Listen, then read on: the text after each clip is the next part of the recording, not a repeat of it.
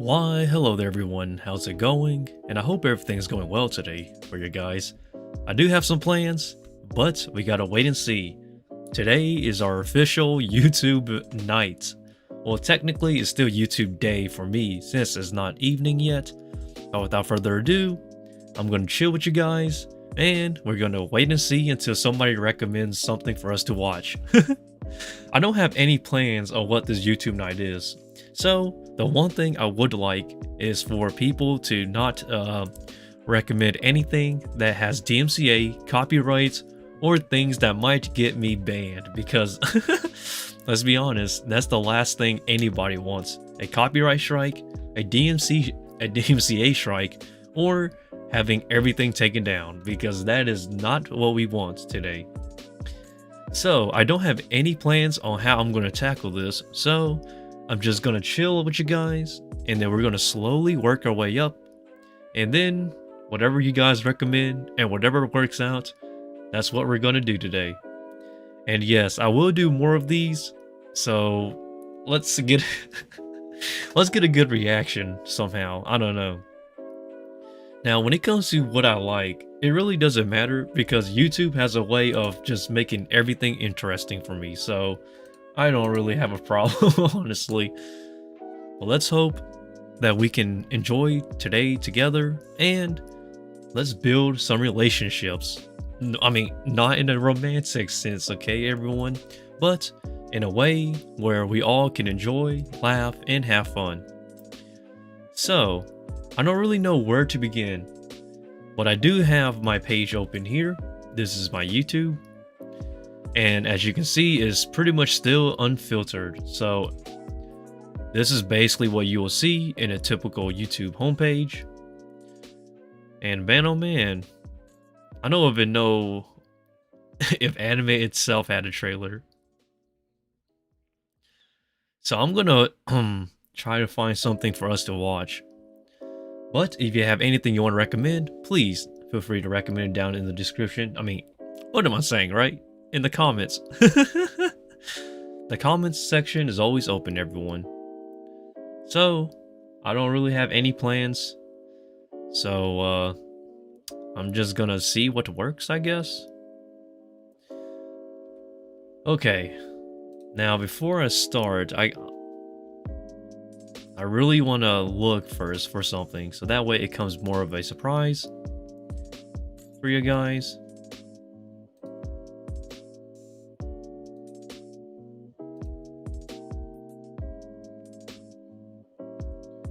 And oh boy, is this going to be quite an interesting one.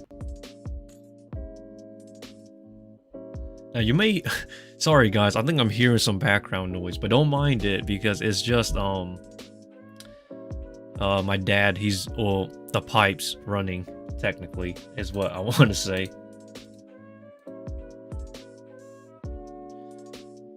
Okay guys, I don't know where to begin. I really don't know.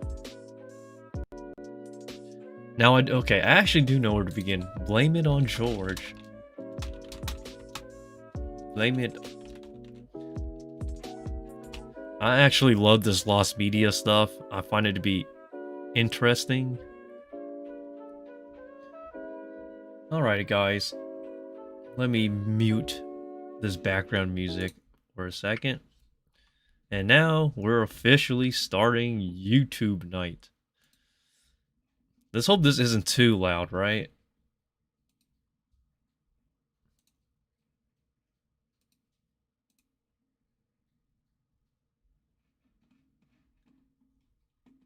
On Twitter, I decided to make a new series to raise awareness of them to all of you. These videos will not be as in-depth as the main ones, but more so a quickie or a call to action. So let me know if you like them. Alright, George. On September 2nd, 2022, let us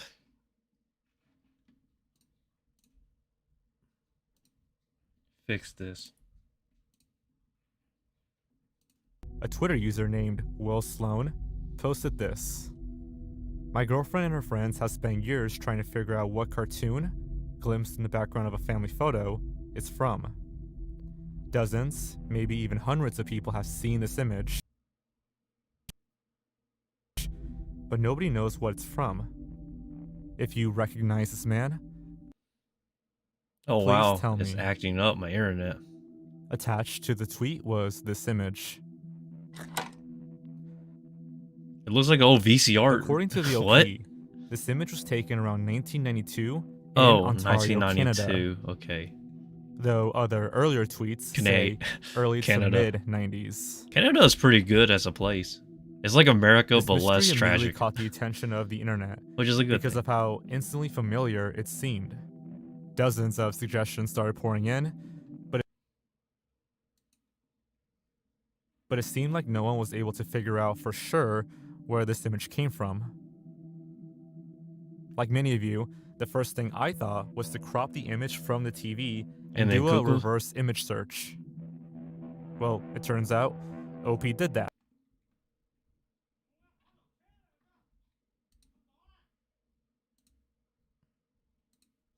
Hold up, everyone. My thing's acting up again. Let us.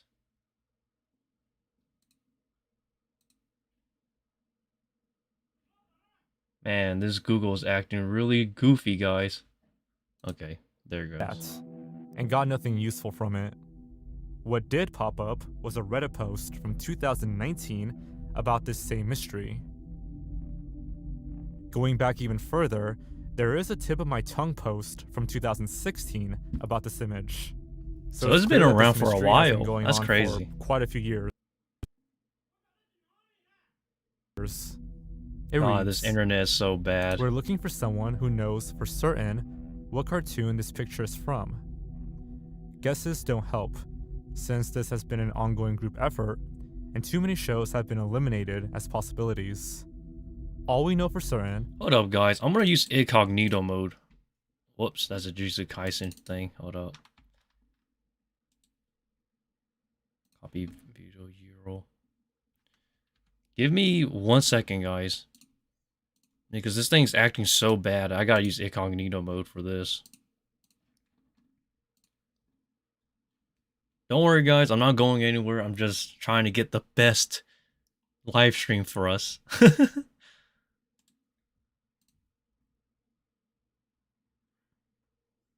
Don't worry, guys. I'm getting there for us. Building your custom home is now easier than ever. And with America's Home Place, we can... Gosh, I hate ads, but...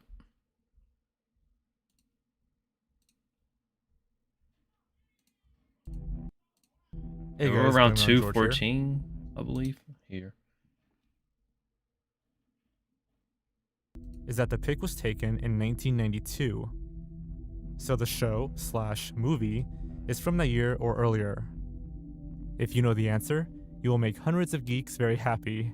Geeks. Thanks. Wow. That's so specific, guys. Obviously, the thread did not provide any answers. Alright, and guys. The search died down. Now we're back to the main screen. Let's enjoy. A separate Tumblr account by a user named Sophie C has been investigating this mystery for quite some time now, and has even offered a reward.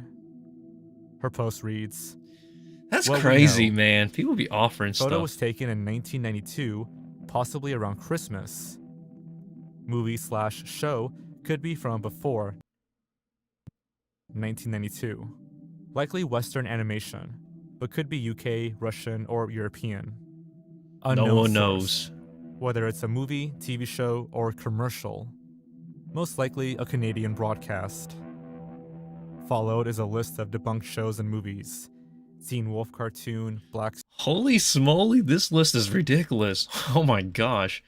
Teen Wolf cartoon, The Littles, Black Star, The Magician's Hat, Dreamstone, The Smurfs, Rock and Roll, Ferngully, The Jetsons movie? What? Wow, these recommendations are interesting, to say the least. I would not expect people to be guessing these type of cartoons. It's kind of funny because I don't really know the majority of these shows. Well, I'm not a 90s kid, by the way. I'm an early 2000s. Dreamstone, Smurfs. The list goes on and on. I'm not Canadian, nor was I alive at the time, so I can't really verify any of these. I However, guess we're both at on the the same bottom page, of their George. post, they suggest two possibilities, albeit unlikely: Don Bluth and Deke Animation Studios, which is pretty interesting.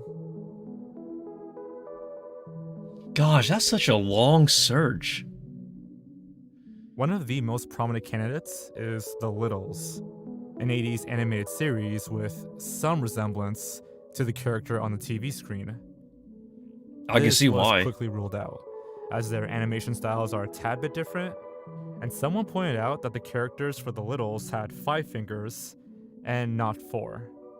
That's a fair Another argument. popular suggestion Use was the 5 Canadian instead of animation 4. studio Nelvana, who are actually based in Ontario. Someone suggested Rock and Rule, but that was quickly eliminated as well. Though I'm not discounting Nelvana altogether. There's been a lot of suggestions, but for how long this mystery has been going on, none of them seem to be it. So instead of bouncing around dead leads, let's take a closer look at the image itself. The character is some type of dwarf or elf, given his ears, which might support the idea of the media being Christmas themed. Christmas. What strikes me as odd is that there's no channel indent or logo in the corner. So it probably wasn't taken from a TV broadcast or anything like that. Probably a VCR tape? I don't know what this is. It could be a character or just something in the background, but it's clearly behind this guy's arm, so I don't think that's a logo. That's not to say this isn't from a TV show. Just post it on 4chan, they'll find it for you. On top of the television are these VHS tapes, so it could very well have been some kind of recording. Conversely, it could have also been a commercial. One Twitter user writes, "This is probably just going to muddy the waters without proof, but I think this might have been a one-off Canadian chocolate bar commercial." Another writes, "I honestly think it's from a Canadian chocolate bar advertisement. Something along those lines." That is so crazy, the interesting. depth and the details that people go If for this this. character is from a commercial, then he likely isn't the main character, like the Rice Krispie Kids.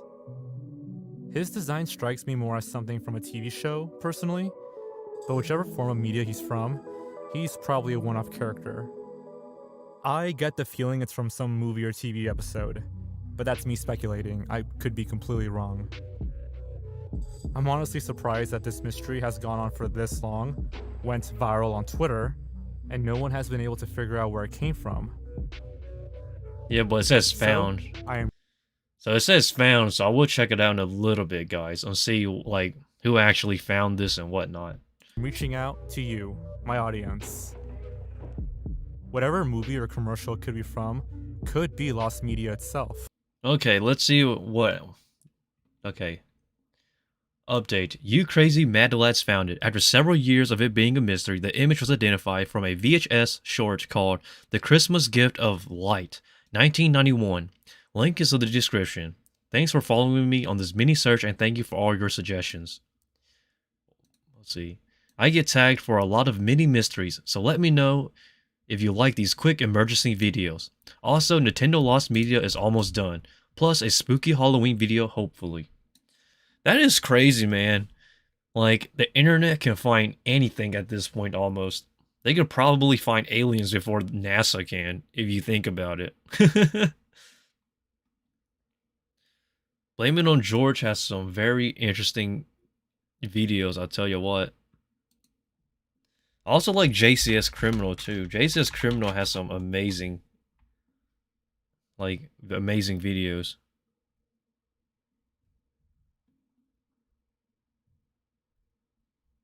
The Interrogation of Russell Williams. I've never seen this one. Hold up, guys. We're going to watch this because we need something to watch. How dare you, ads.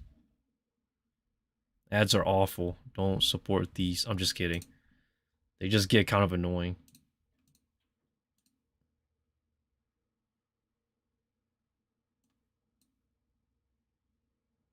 Alright, guys.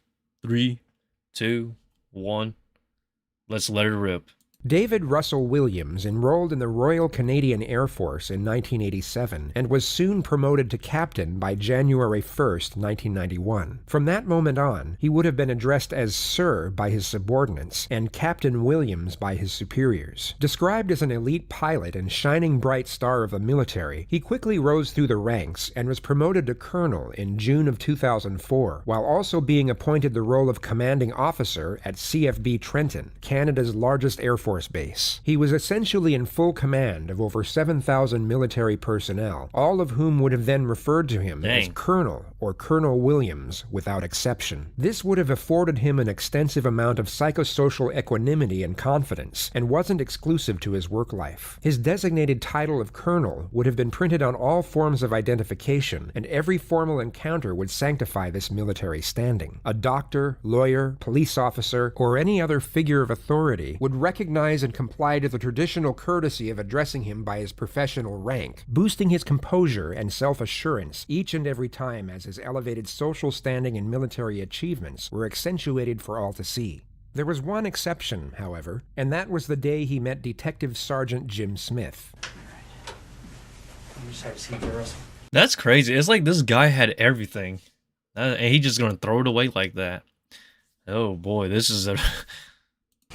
Before clarifying the psychological relevance as to why a senior detective would purposefully refrain from addressing a highly respected military commander by his formal title, first consolidate each of the elements and circumstances that led to the crossing of paths between these two profoundly dissimilar yet equally fascinating individuals. 10 days earlier, on January 28th of 2010, Andy Lloyd received a call from his mother around midday stating that his younger sister, 27-year-old Jessica Lloyd, had failed to show up to work and wasn't responding to phone calls or text messages. He immediately drove to her isolated home on Ontario's Highway 37 and discovered she wasn't there. There was no sign of a break-in, yet Jessica was known for leaving her doors unlocked, and all of her personal items were still inside the premises, including her phone, passport, and driver's license. Ottawa is known for its remarkably low crime rate and widely recognized as the safest city in Canada. The local authorities had resources to spare, and a missing person's investigation was launched immediately, which included an entire division from the Ottawa Police Force, over 2,000 members of the public, and even a specialist search and rescue unit from the Canadian Air Force. The word spread extremely fast across the city through the help of the media, and on the second day of Jessica's disappearance, an anonymous member of the public came forward with vital information. He stated that while driving home from work the night before, at roughly 3 a.m., he drove past Jessica's house and noticed an SUV parked in a field just a short distance away. He stated that he remembered feeling that something just seemed off, as it was parked in such an unusual area at such a late hour, and he had drove past the premises.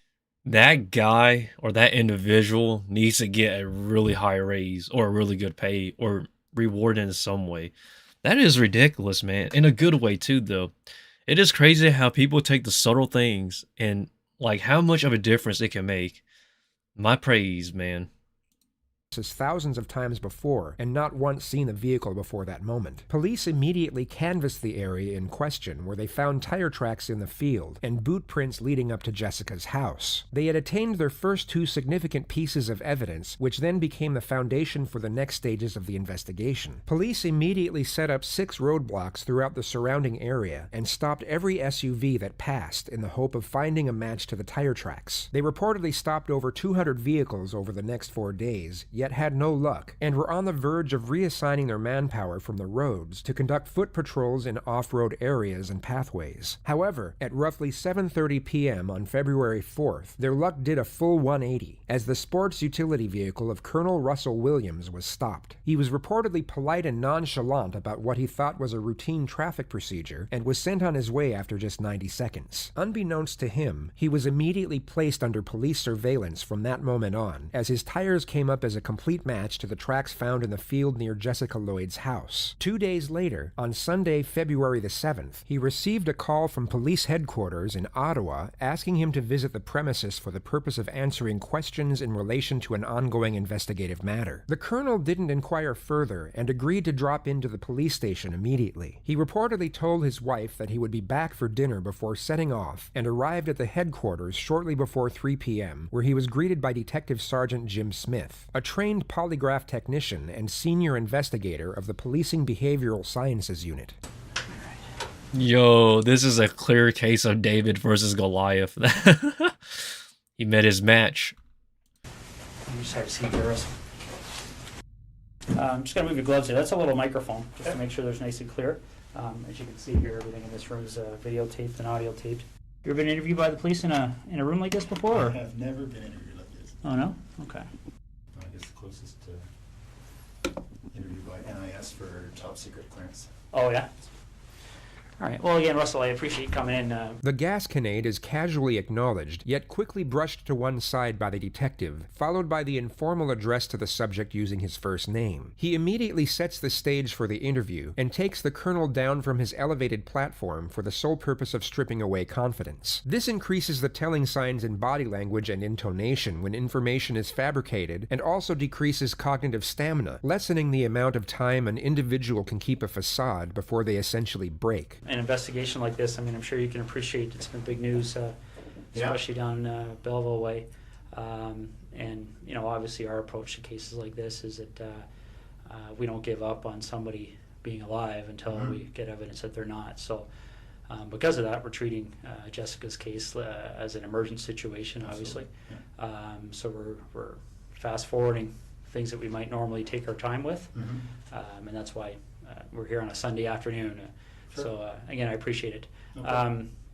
We're going to do a pretty thorough interview today. Okay. And the reason for that is because the last thing we want is to be calling people back again and again and again. Okay. So what we're going to do is we're going to go over a number of things, and I'm going to explain what all those are to you. Okay. I'm a big coffee guy. I don't know if you're a coffee guy or not, but I didn't want to drink in front of you. So no, I appreciate that. All right, go ahead. I could definitely. Are they black? Yeah, they're just black with sugar. All right, and again, like I said, this interview is going to be very thorough. But again, I have a simple rule when I talk to people. It's I'm sure you're the same way. I treat everybody with respect. I don't want to ask you to do the same for me. So what we're going to do is we're going to start off by going through what your rights are. Okay? Just like everybody else. Okay? Just like everybody else. Have you ever been read your rights before? No. Yeah, I'm sure you've seen it on TV a whole bunch of times, but that's usually the American version. So I'll go over with you briefly. Okay? Ted Budd believes in your right to self-defense. Oh my gosh, these ads. Ugh. How dare these ads play. Too bad ad blocker doesn't work on incognito mode, but man, do I wish it did. Oh my god, we have more ads. I'm not going to show you these ads. We're not worthy of seeing such horrendous... Avoid any confusion, because people do get confused when they're talked to by the police, is that you're obviously not under arrest here today, okay? Yep. Anytime you feel you want to leave here, you feel free to do so. The door's not locked. Teresa will walk you down the lobby anytime you want, okay? Although the subject was free to leave at any time, there was a very subtle yet highly effective subconscious strategy set in place to try to stop this from happening. The detective has sat between Russell and the door. You will see this method utilized in almost every interrogation, as it's a subliminal message essentially telling the subject, if you want out of this room, you have to go through me. If there's anything that comes up in our interview today, Russell, that you feel you want to talk to a lawyer about, you just let me know, okay? Sure. And the reason for that is I want to explain to you exactly what's going on here, okay? Jessica Lloyd is one of 4 cases that we're currently investigating, okay? Right. And essentially what's happened is over the past about 4 or 5 months, there have been 4 occurrences that, like I said, that we're looking into. 2 of those occurrences occurred in September of 2009, and very briefly, they were up in the Tweed area. They involved somebody entering 2 different women's houses in the evening hours and committing sexual acts. Okay.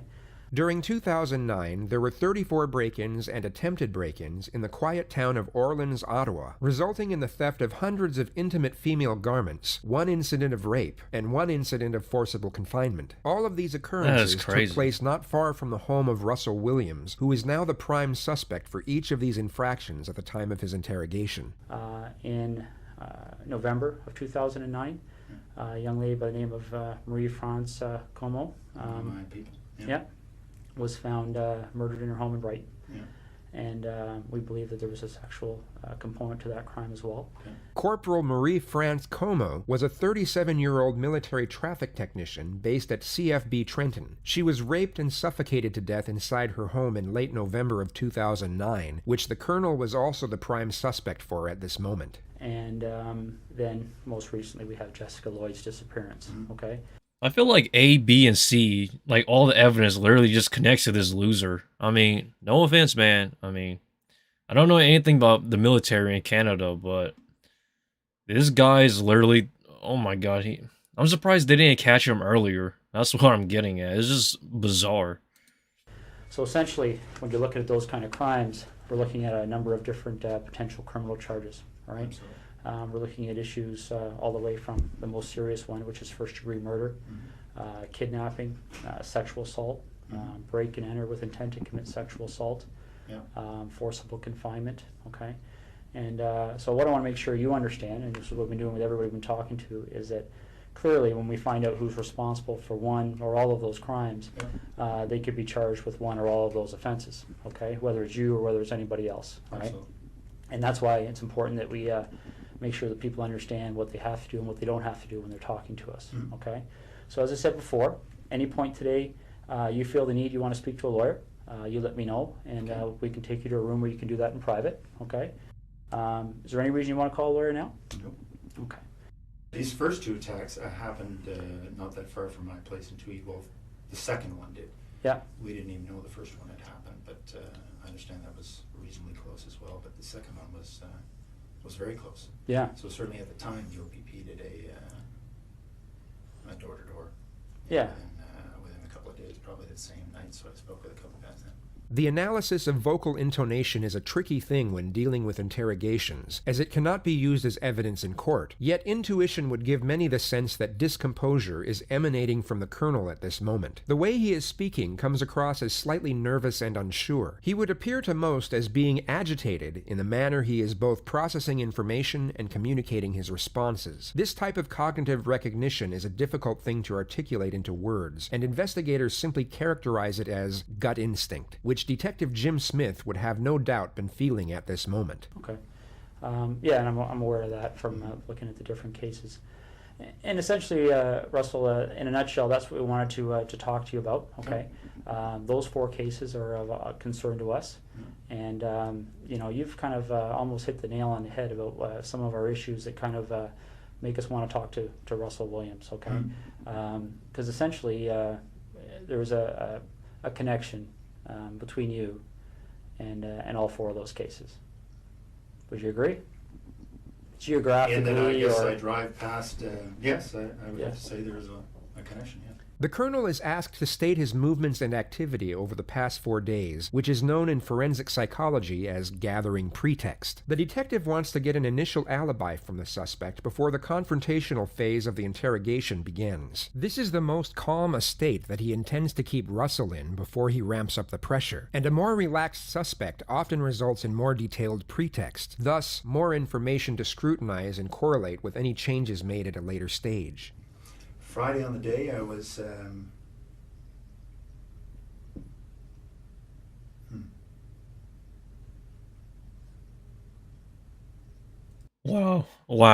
Wow. This guy is the worst. Like, how has this guy not get caught? Or at least, you know, they find suspicious until now.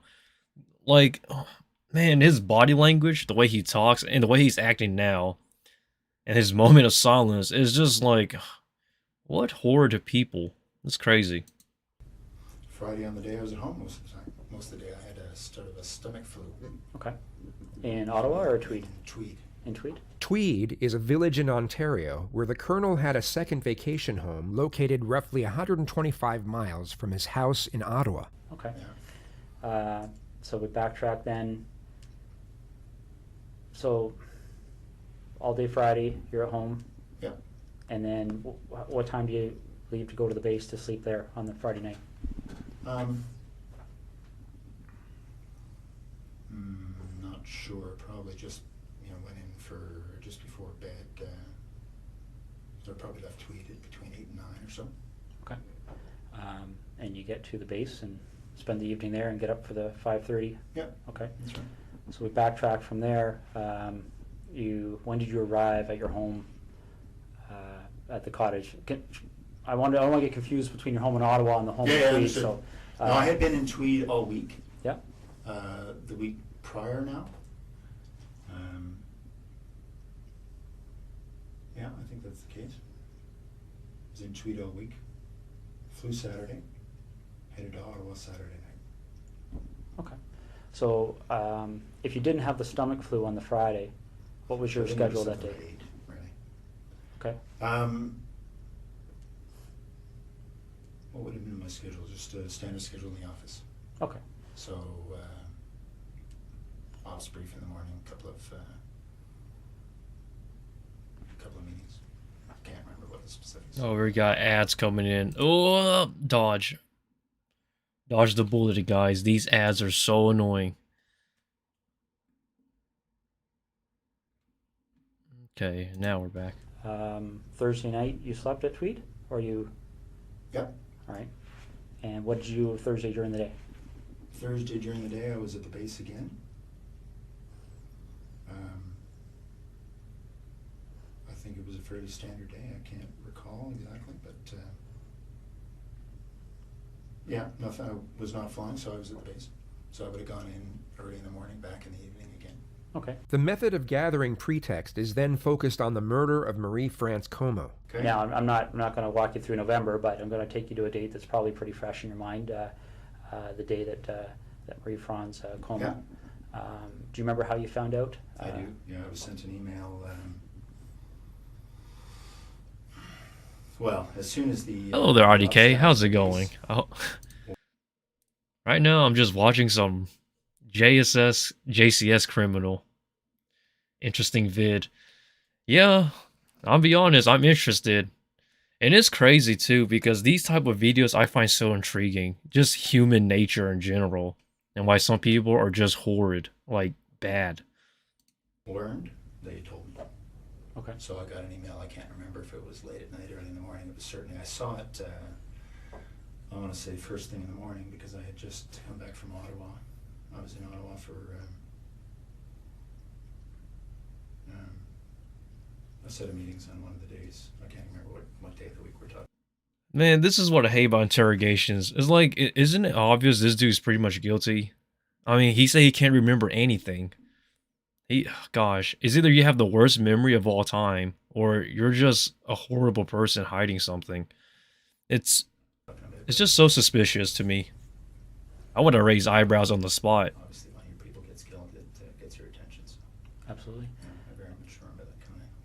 And how did you know Marie-France Kumo? I'd only met her once.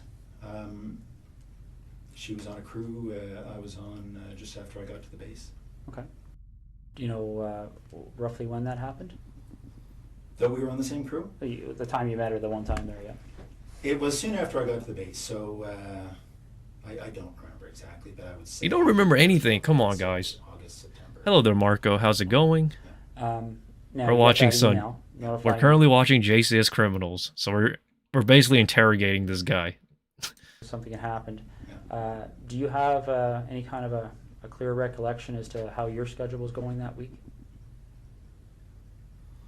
Oh my god, this guy. Well, I can't remember what day that the message came in. Just a second. Yo, No, I can't remember what day. you can't remember anything. Like, shouldn't that raise, like, red flags? Activity spun up as a result, obviously.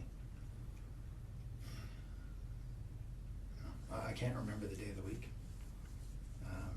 This was the third time in quick succession the colonel stated that he couldn't remember the answer to the question. A normal interaction between two parties would most often elicit the person posing the question to reassure the individual it was directed at. Statements along the lines of, "Don't worry if you can't remember, we'll move on," or "It was a long time ago, it must be difficult to recollect," would be afforded as a form of consolation and to also break the This dude uncomfortable acting silence, even during a legitimate witness statement. This dude act like he got amnesia. For real, man. This dude act like he doesn't know anything now.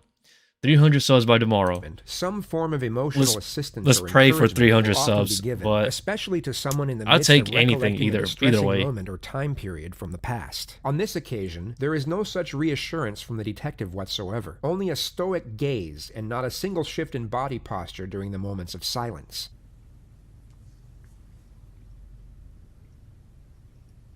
I'm just trying to think through the news reports I read.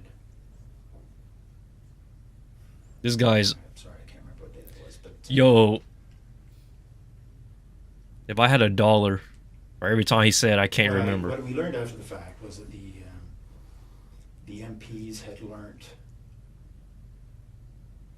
of her death, I think quite a bit after her body had been discovered. Okay. So, I think what happened... sorry, just a second. Oh my god. I hate this guy. These type of people irritate me, man.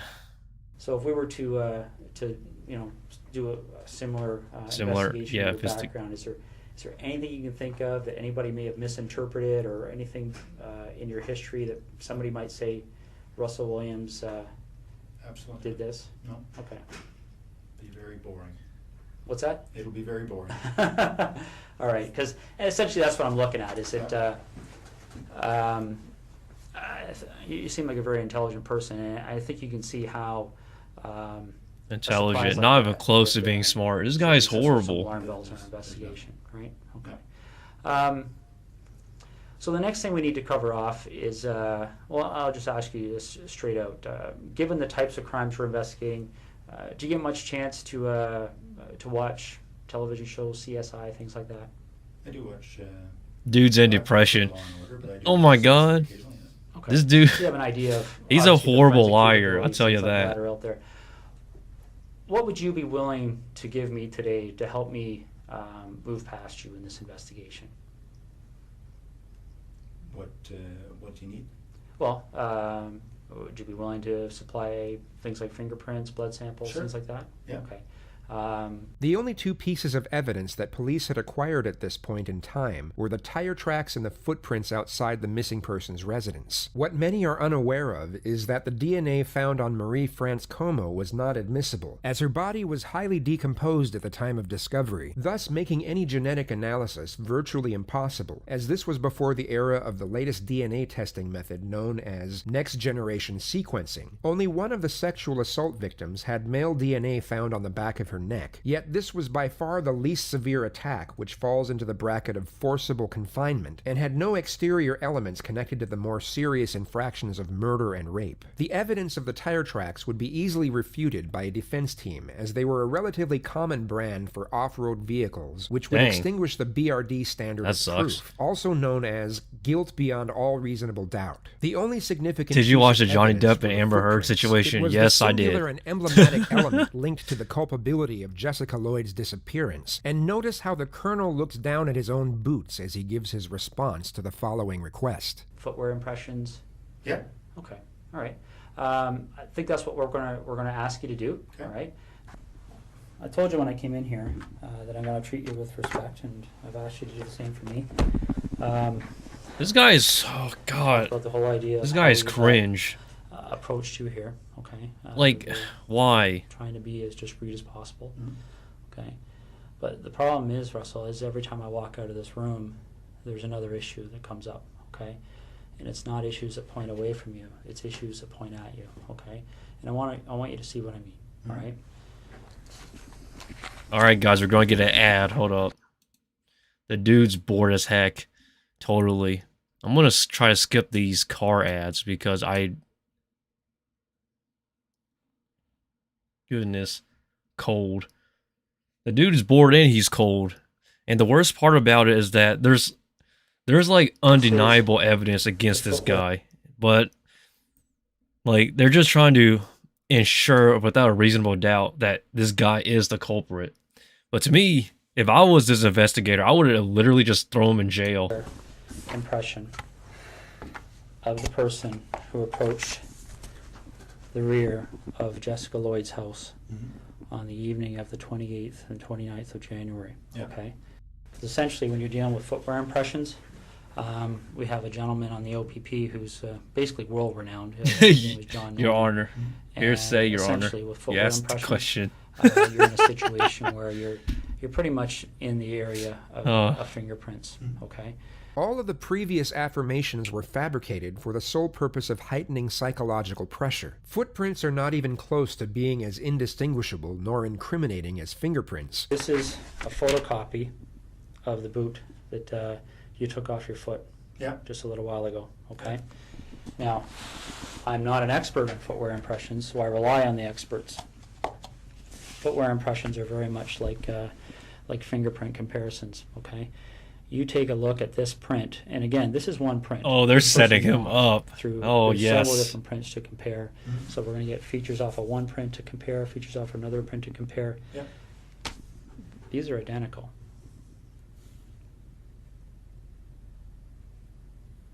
Okay. Your vehicle No refutal. drove up the side of Jessica Lloyd's house. Your boots walked to the back of Jessica Lloyd's house. Oh, yes. Is he going to confess? Let's hope he confesses, guys. Okay. You want discretion. We need to have some honesty. Okay? Because this is Investigator would be getting like, out of control really fast, Russell. yo, I'm somewhat of a footprint Really, expert really myself. fast. Bro, he even talked about his.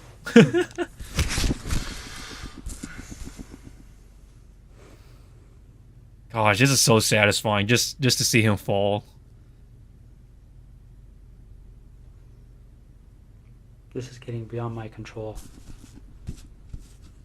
All right? I came in here a few hours ago, and I called you the way I called you today because I wanted to give you the benefit of the doubt. But you and I both know you were at Jessica Lloyd's house. And I Oh, yes. Yes, to tell him he's guilty, like Ace Attorney or something. Just throw him in jail.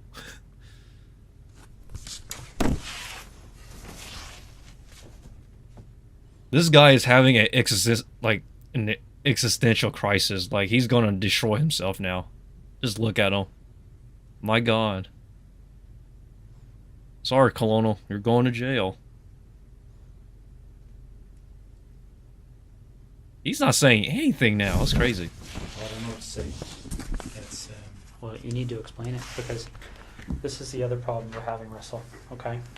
Again, these decisions are made by me. Right now, there's a search warrant being executed. There's a search warrant being executed at your residence. Okay. So your wife now knows what's going on. There's a search warrant being executed at your residence until What's the blocky hair coming from his... seized. Okay. Oh, that's his baldness You and kicking I in. both I'll know tell you you that. find It looks evidence really for depressing. You. It's about to get worse once he goes to jail. Okay. You and I both know that the unknown offender. Gosh, his hair does look really weird. may Oh, this audio, yo. Maurice This video and his audio is humble kicking up. body is going to be matched to you, quite possibly before the evening's over. Oh, they're bluffing. Yes, that's the right way to This is go a at it. major Good cop, bad investigation. cop. The Center of Forensic Science is on call 24 hours a day, helping us with this. Your opportunity to take some control here and to have some explanation that anybody is going to believe is Narrative technique. quickly expiring. Okay? He's not denying it, so he's basically guilty. Listen to me for a second, okay? When that evidence comes in, when that DNA match, when that phone rings and somebody knocks on this door, your credibility is gone, okay? Because this is how credibility works, all right? And I know you're an intelligent person and you probably don't need to hear this explanation, but I also know your mind's racing right now, okay? Because I've sat across a lot of people in your position over the years, okay? The bottom line is that as soon as we get that piece of evidence that solidifies it, DNA, okay? As soon as the expert in footwear impressions, the expert in tire impressions calls and says, yes, I've examined those and they're a match, Yo, that's crazy. it's all over. Because as soon as It's all happens, over. It is over for you. Where's your credibility? Where's your believability? See, this is the thing I don't like about people like You Russell. know there's only one option. What other option is there? Going to What's the jail. option? Jail. Well, I don't think you want the cold-blooded psychopath option. You should just go to jail. Just turn yourself in. You got caught in 4K. Okay, because don't get me wrong, I've met guys who actually kind of enjoyed the notoriety, got off on it, got off on having that label. Gosh, his investigator's hilarious. I love him. I don't see that in you. If I saw that in you, I wouldn't be back in here talking to you, quite frankly.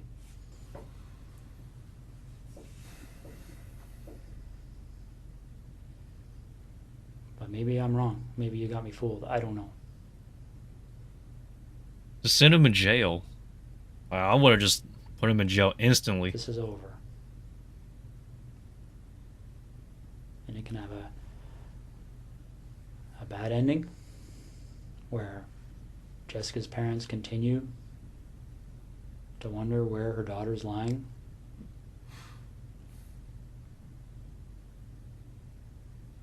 Hope. I don't know. Nope. I mean, obviously, That's still in his Rolex. there's a huge search still underway. He's not going to have that once he's in jail, I'll tell you all that.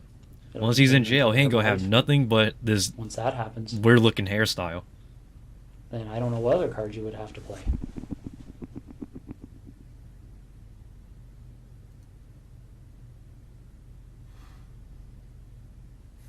What are we going to do? Go to jail? That's what you're going to do. You're going to pay the time for what you did. It's logical. Russell. What are we going to do? Go to jail, Russell. Turn yourself in. Stop being so pathetic. Call me Russ, please. Okay. No, I'm calling you Russell. You're not going to be called Russ. That sounds even more pathetic. Oh, we have an ad coming in. Hold up. Let me skip this. Gosh, what a... Everything. That is so pathetic, man. Call me Russ. I refuse to call you Russ. I'll just call you Russell. And just go to jail, please. You will do everybody a favor. Is Jessica somewhere we can find her easily? Like, is this something where I can make a call and tell somebody to go to a location and they're going to find her? Or is this something where we have to go and take a walk? Take a walk to jail, yeah. That's where you're going.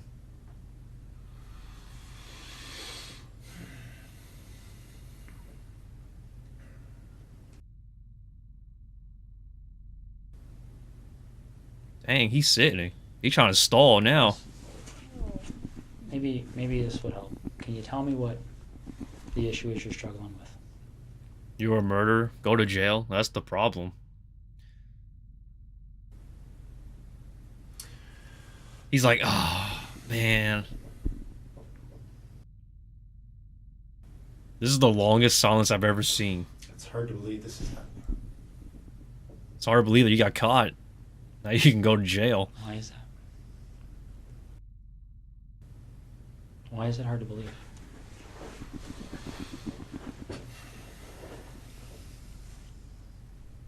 Russell, go to jail. Is there anything you want from me? Is there anything you want me to explain? Is there something missing that you're struggling with that I can shed some light on for you? Stare down contest. Definitely. They're stalling. They're staring now. With how upset my wife is right now. This investigation will end up costing no less than $10 million. Easy. Don't see your They technique. will say no to nothing. Go to jail. Any request this major case manager makes on this case, they've already been told it's approved. Don't even bother asking. So what am I doing, Russ? Is he crying? Oh my Put my god. best foot forward here for you, bud. That is so pathetic.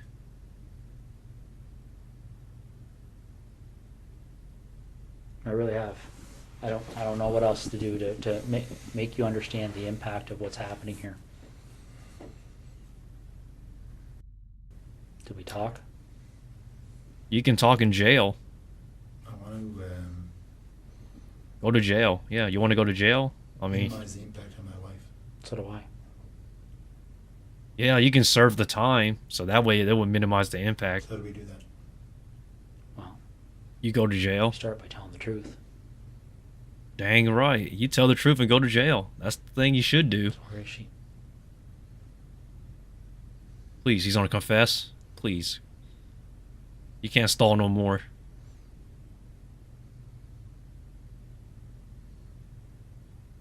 Dang, he's taking a long time. You can watch all the Dragon Ball Z filler episodes before he can speak up. This is crazy. Got a map? Oh, now he's confessing. Thank God. Close to where she lives. I've got maps of that general area. Which town is she near? Why don't we start? This guy's so pathetic. I'm not sure if you give me a map of that covers Calabar down to the highway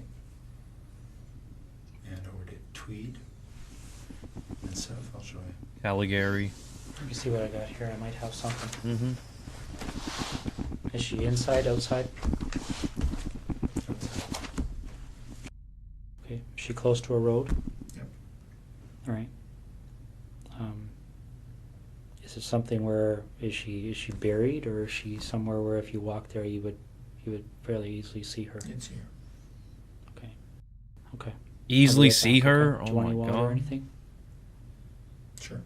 Okay. I'll be right back. Just How long has she imagine if been this there for? guy tried to yeet. He's gonna try to yeet or something. How long has she been there? Tell us. A little over a week. Was it fairly quick from the time she left? Friday night. Friday night? Yep. So where was she between Thursday night and Friday night? In Tweed. With you? Yep. Turn from my bad boy to a good How boy. long was she alive? That is so true, man. This guy, he switched up 180 the moment he got caught in 4K. Almost 24 hours, not quite. Okay. Russ? Well, Colonel Russell Williams, you're You going know to everything jail. here. Okay.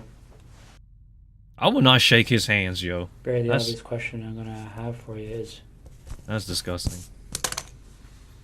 when they go there, and they'll be there shortly, Mhm. they're gonna find her. Oh yeah. What do you want to talk about? Going to jail. So you should talk about. And how many years you're going to be there. Be wide open now, eh? Yeah. What do you want to know? Well, do you want to work forwards or backwards? And we got another ad coming, guys. Hold up. I don't want to watch these ads because they're so annoying. Oh man, I hate ads. But what, boy, if there's one thing I learned about this guy, he is so pathetic, man. Did the crime, do the time. Why don't we start with Jessica? Money How farm. does that start for you? For real. These ads. I saw her in her house on her treadmill. Wednesday night, I guess. And I noticed she wasn't there Thursday. So I got into the house, look around.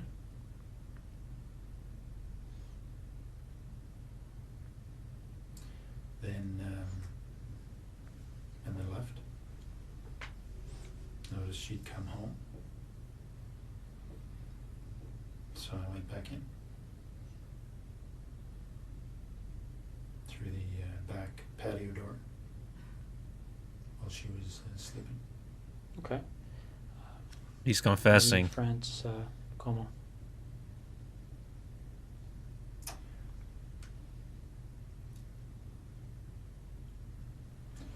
There was an open window in the basement of her house when she was away. I went in there a couple of nights before she came home. Looked around. I went back in there late at night when she was at home.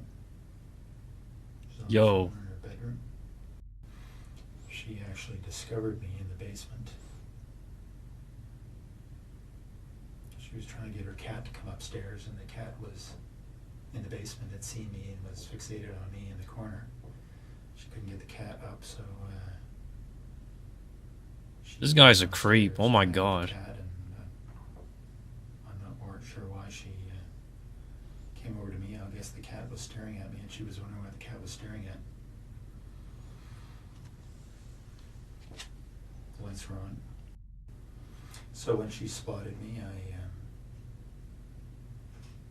had the same flashlight. I subdued her. And now you're going to jail. Brought her upstairs.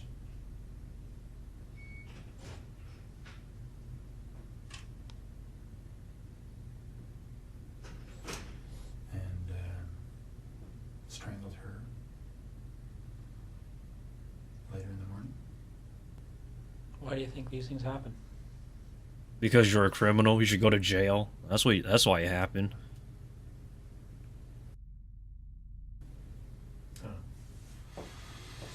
Have you spent much time thinking about that? About why?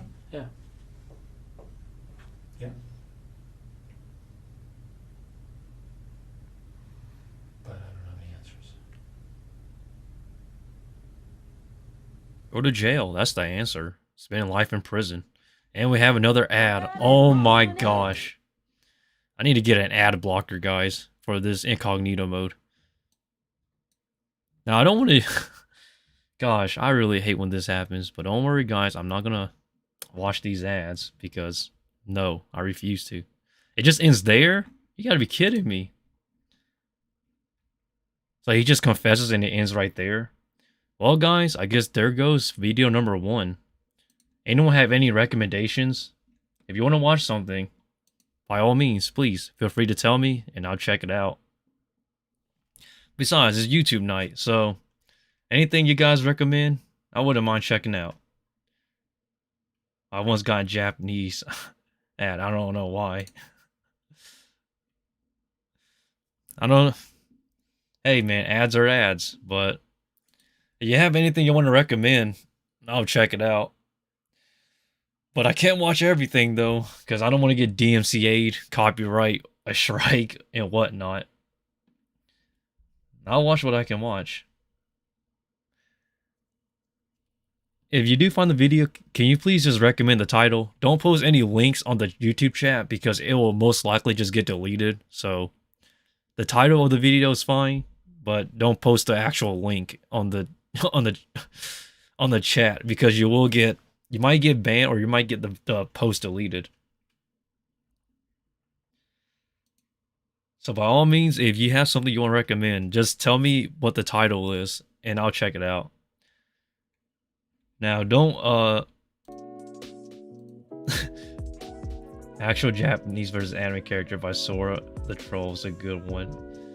Sora the Troll, man, I see his stuff recommended all the time. Hold up.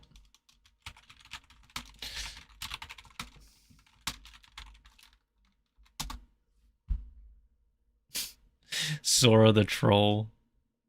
Gosh, this guy, man. This guy makes some of the most, like, self-aware cringy stuff. これ飲む。本当？うん。ありがとう。これ飲む。よこせ。よこせ。貴様は負けたんだ。You just lost. また強くなってから出直せ。ビタミン。全てを焼き尽くせ。オープン。バーニングアタック。あいつ何やってんの？いや、わかんねえ。通報するわ、警察に。警察呼ぶ？うん。This is funny because the stick technique, I actually use it in my my intro videos sometimes. Hold up. Ugh. So when I used to practice improv acting, guys, I actually had I have a stick just for that. Oh gosh. ちょっとやめてください。僕のなんで。あ、すみません。Oh, すみません。貴様。貴様。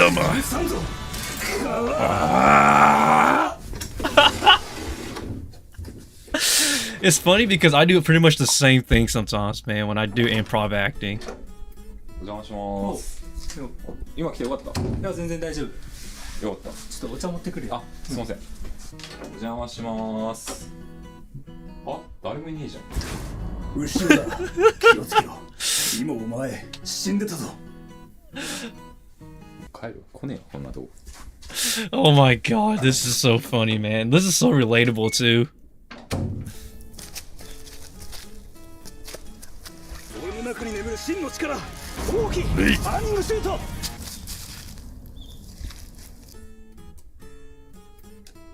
God, I love Uno too, though. 貴様だがな残念だったなドレーフォーだ青でなんだこれどういうことだ俺はいいから早くやれ I already played it.残念だった This is clearly Yu-Gi-Oh! I'm telling you, Yu-Gi-Oh! Be like this. 黄色だ俺の勝ちだな Damn. すいません。はい。カツ丼と味噌汁ください。あ、わかりました。少々お待ちください。はい。店員はい。いつものだえいつものを出せと言ったろいや、お前、ここに来るの初めて Gosh, I love Sora, man. This guy is. 俺のオーラが変わった早く注文しろよ。今、写真、これ、ちょっと撮ってもらっていい？いいよ。あ、いいね。あ、ごめん、ちょっと写真撮れる？写真か興味ないなじゃあいいや。待て I'll just take one picture. 取れたぜ Knife Grace Syndrome. True, Marco. That's so true. The Chunibyo still lives on in this man. あ、じゃあね。じゃあね、また。はい。やべえ、もう時間だ。やべえ。もうそんな時間か出会いがあれば別れもある俺らもいずれ別れがあるんだ I'm that guy who walks out, yo. I'm literally that guy. あります。いや、まあ寿司とか好きっすね。ああ、寿司俺も好きっす。いいっすね。じゃあ今度一緒に行きましょうよ。あ、そうですね。好きな食べ物何ですか？好きな食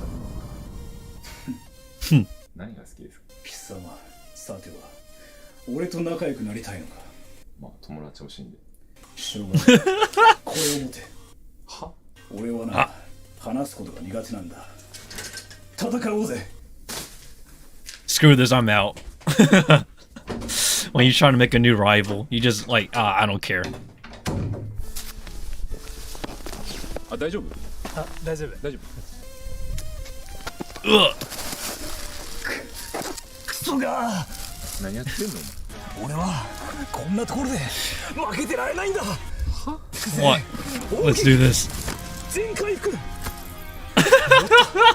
さあ行こうぜ Oh my god. あいつ何やってんの？あ、俺ちょっと捨てといてください。あ、いいよ。I actually have something relatable to that story, actually. Oh my gosh. So there's this one time I actually did trip, like literally like this, but the way I coped with it is the way I dealt with it is hilarious. But that's a story I'll never tell. It's embarrassing. さあ行こうぜあいつ何やってんの？あ、俺ちょっと捨てといてください。あ、いいよ。あ、ごめん、これ捨てといて。貴様俺に命令だぞ俺に命令をするな命令じゃなくてもね。No one asked し you. ょうがねえな行くぜ I swear, it's like an obligation almost. 今からマジックするわ。ここ？そう。これで瞬間移動。おお俺のマジックに興味はあるかね。しょうがねえな見せてやろうじゃねえか This 行くぜ神々の力よ俺に力をくれテッシュを消えろ Oh my god, man, the attempts, yo. Gosh, I love Sora the Troll, man. He's a classic. He's kind of like he's kind of like what you call it, Filthy Frank, like OG Filthy Frank before he became Joji. Now I don't know. I believe there was some drama between him and his dad. I believe that he discussed. I don't really understand why. But I really do love Sora the Troll, though. Now, I'll be honest, I can't watch his videos 24/7 because I feel like his type of humor, even though I do love it, it's the type that will get worn out if I watch too much of it. But anyhow, though, guys, if you have anything else you want to recommend, I'm checking it out. But yeah, Sora the...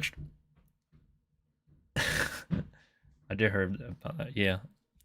But I will tell you this, though. Now... the funny thing is that the stick stuff and whatnot, I actually do it myself. It's pretty funny, man. I need to get my knife. Hold up. I used to do it with both a knife and a stick. Hold up, guys. Give me a second.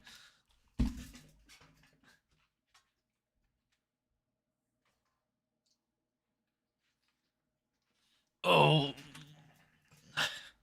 Like, literally, guys. This is like old school stuff right here. Oh. Oh.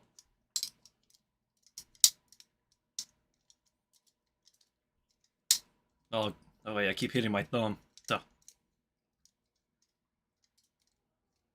Yep, but I still do have my knife tricks though. And I still do have my ooh, my bad. I still do have my actual stick. I don't really do any tricks on it anymore because I don't really practice acting anymore, guys, but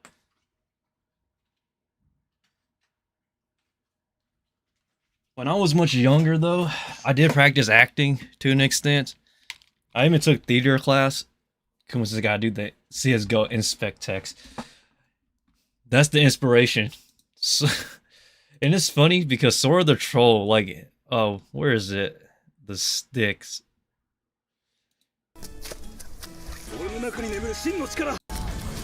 Like, I used to practice exactly like this. So what I do is I go to the woods and by myself, I will literally swing this acting stick I have. This acting club. Man, it's crazy. But if I got anything you want me to check out, anything interesting, or anything that's worthwhile, yeah, by all means, feel free to do so. But like I said though, man, the stick acting scene here is so relatable. That stick, I can relate to this so much, and especially this one here, the trip, because I used to go running. I still do go running pretty much every single week, maybe 3 to 5 times a week. I go running, and man, I could totally relate to this. I don't know what I want to watch, guys. If you have anything you want to recommend, please, by all means, feel free to do so. Anything interesting or anything worthwhile. Like, YouTube has a way of recommending anything at this point. I can even watch cooking videos and I'll be fine. Cooking videos, any sort of videos. Bum, bum, bum. By all means, take your time, guys. As long as... Let me... There it goes.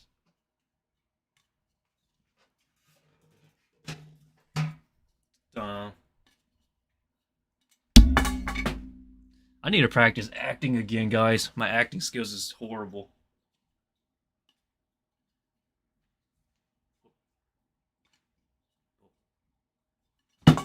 Oh no, the hand slide. Ah, I gotta practice. But yeah, guys, I used to practice acting. And when I did practice acting, eventually, the roles I got was not the best, guys. Every single role I could land that they recommended was basically, sorry, you're gonna hear. Okay, I'll be honest, man. IShowSpeed, I do not like that guy. Now, I think his content is entertaining, but I feel like that guy is kind of controversial. Like, the stuff he does it brings a lot of drama, and I don't really...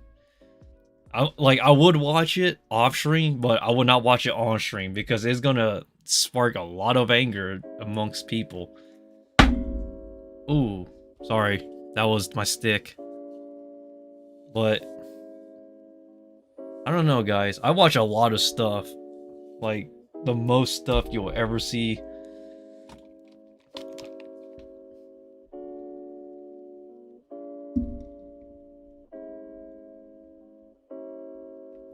Have you seen IShowSpeed?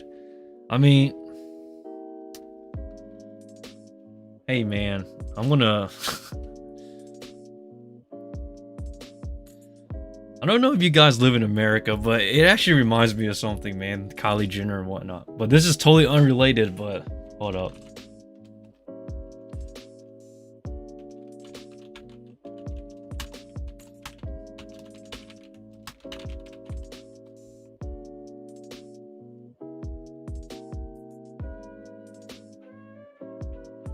I'm gonna see if I can find this video real quick, guys.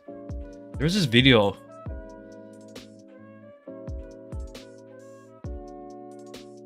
I think it's this one here. Okay, guys. I'm gonna show you America, how life is here. This is the embodiment of literal America. Be prepared by how goofy America is. This is basically my life outside. Watch.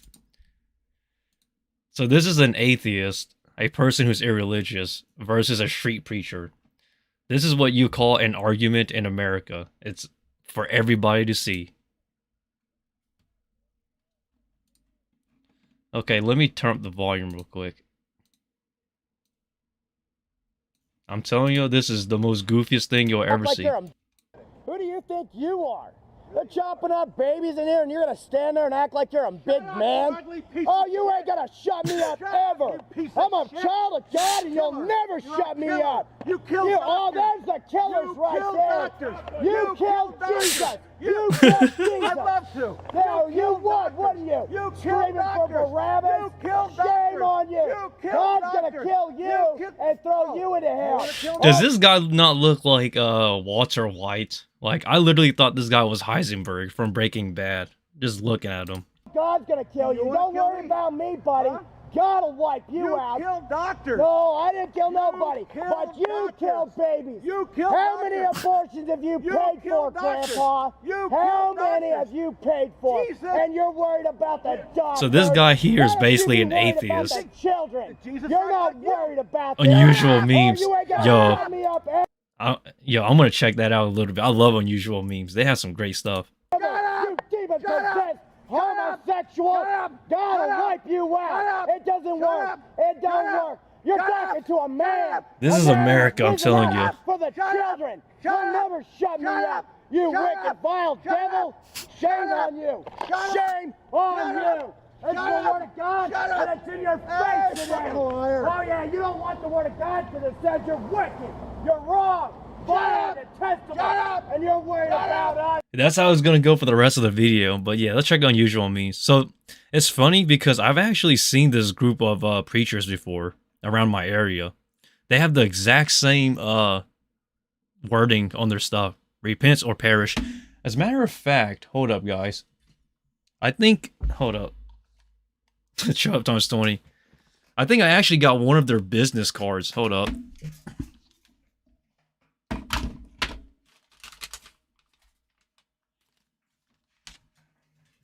Right here, guys, I'm telling you. Repent or perish. The exact same people. Look, I'm not a religious person by any means. I was just jogging one day, and the street preacher, similar to this guy, literally just hands me one of these. It is crazy. Oh, and the only thing you can do is just listen to what they have to say, because, oh boy. But that's America for you. Gosh, Unusual Memes. Okay, where are we? Our latest one is day 5. I'm surprised this channel is still ongoing because this channel's been around for a while. Hold up. Before I watch the latest video, I want to see what's the oldest one. 3 years ago. I'm surprised they went 3 years.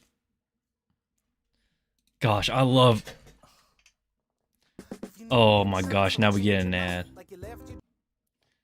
How dare these ads play? But I'm telling you guys, if a street preacher ever comes up to you, just ignore them. Or just try to dodge the question. Because it's just so annoying.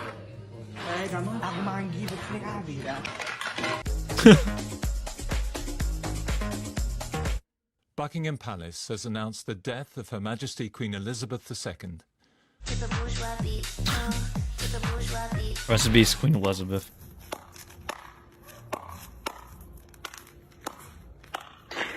I was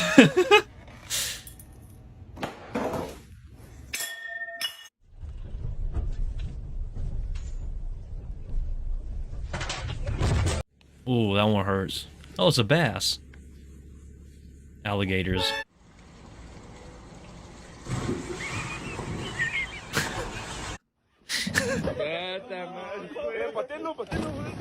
Oh, it's Winnie the Pooh.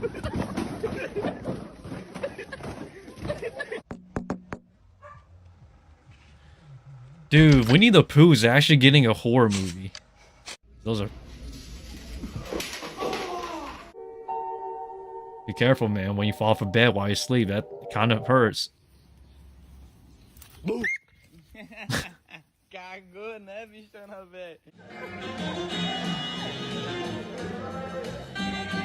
Is that Broadway? No.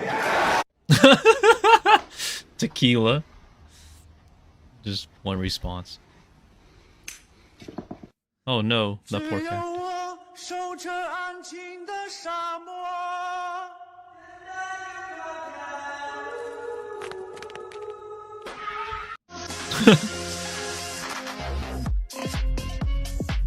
Oh, that's pretty cool. Wii Sports. Nobody asked. God. Oh, this is going to be a big fail. I can see this one coming, guys. Cheers, buddy.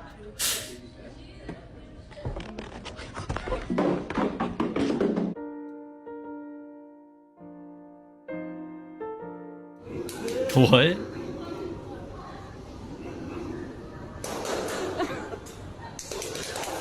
God, I love seals. They're so strange, but so cool. Oh, that one hurts. Is that even a cake? Oh my god.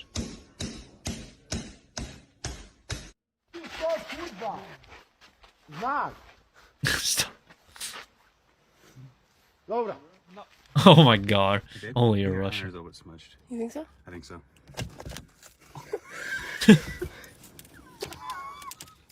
I'm scared.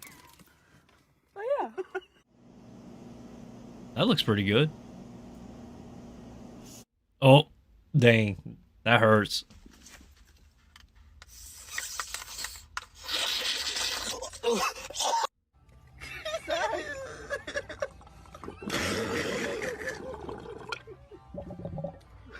Ooh-wee, boy. Zaza!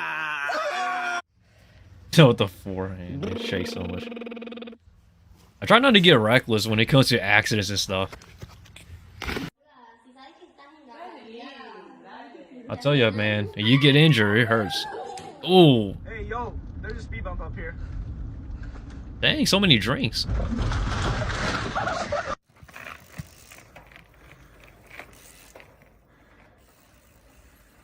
I'm not questioning those bikes. Very unusual. Ooh.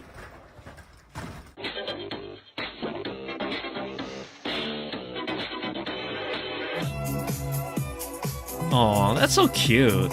If this is you, you better lower your motherfucking tone when you talking to me. There's no audio for this guy.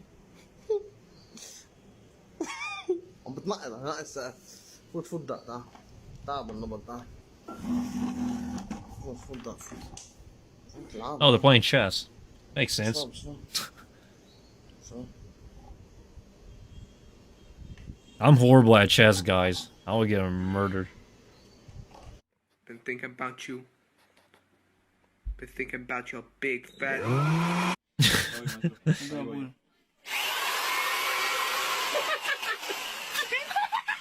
What a waste of a pencil. Aw, that's so cute. Guys, I've got my hand on this bad. Dang.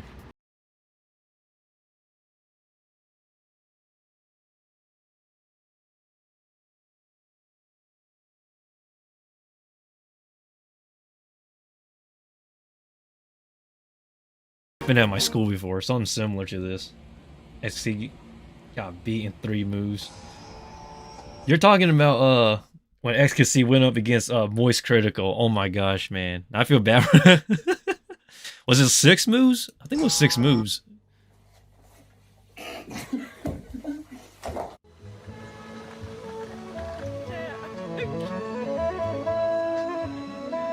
Bro, I've seen this video. This is basically America. Nothing makes sense. It's like a fantasy land.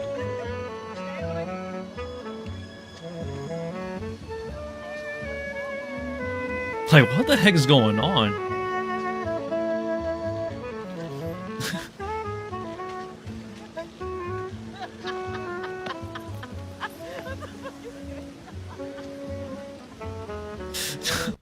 That is America. Nothing will just. Aww.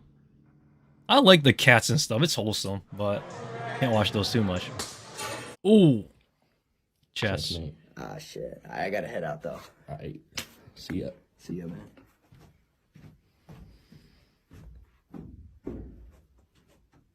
Where's he going? Whoa. Oh, that's the Mark cute. II is The complete. Mark II is complete. The Mark II is complete. Oh my god. Phone swipe. What are you planting? Every man, every man. Yeah. Pick a lasagna, any lasagna. Magic? Memorize it. Load it back. And is this your lasagna?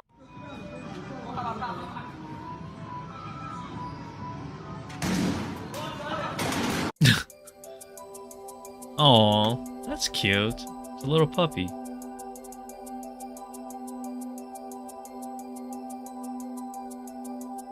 Little one, your grace.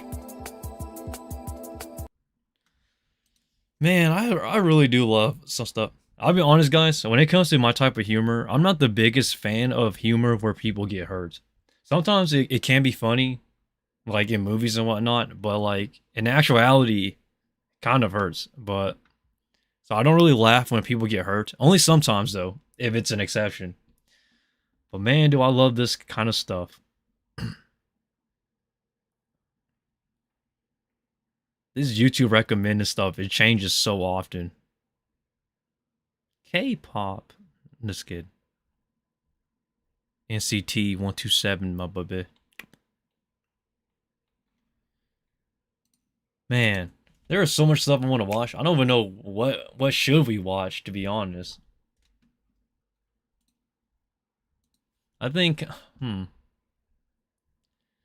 where do we begin, guys? I don't even know what to watch. You have anything I want to recommend? That's all up, man. I'll watch anything at this point.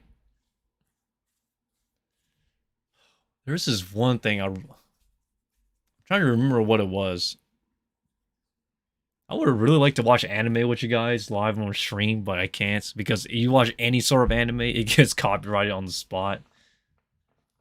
It's kind of strange how we can watch games and stuff on YouTube, but we can't really watch anime because anime will literally get copyrighted. It is a bizarre world we live in. God of War is pretty cool too, actually, now that I think about it.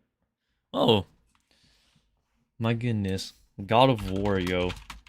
God of War Ragnarok looks so cool. Now, I don't actually play God of War, but my goodness. This is... Oh, we gotta sign in. Great. Thank you. Don't...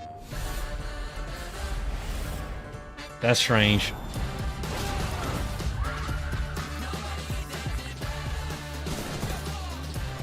Gosh, I hate these ads. They're so extra. Everyone keeps secrets.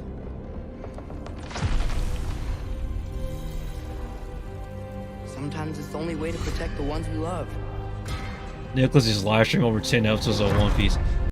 I'm not going to take that risk. You have to understand. Live streaming is very interesting. You can do the exact same thing and you can get copyrighted on the spot or your stuff taken down on the spot. Everybody's punishment on live streaming, it will vary. Man, God of War has come such a long way. I know you.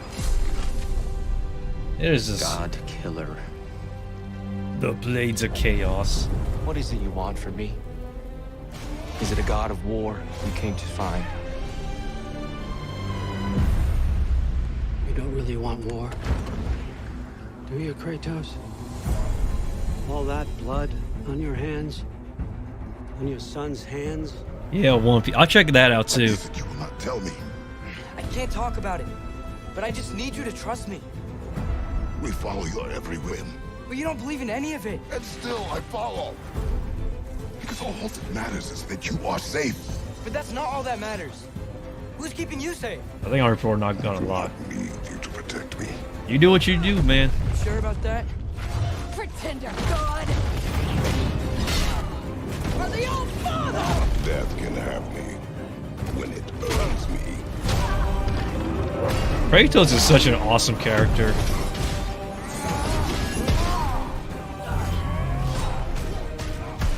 What do you even know of godhood? In your lifetimes, has anyone ever worshipped you? Ever prayed to you?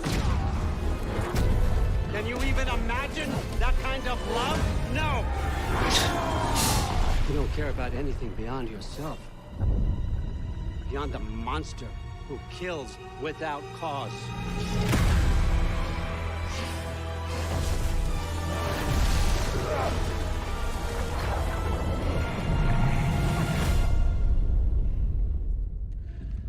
I thought this scene here was pretty interesting. Fate only binds you if you let it.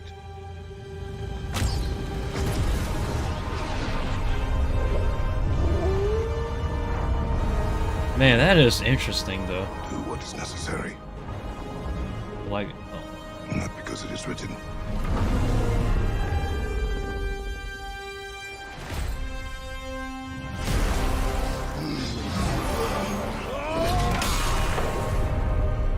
God of War, Ragnarok. Make our own destiny. That is so crazy, yo. The only games we're gonna wait for is GTA 6 and Payday 3. Dude, I hate to be that guy, but GTA 6 ain't gonna happen for a long time.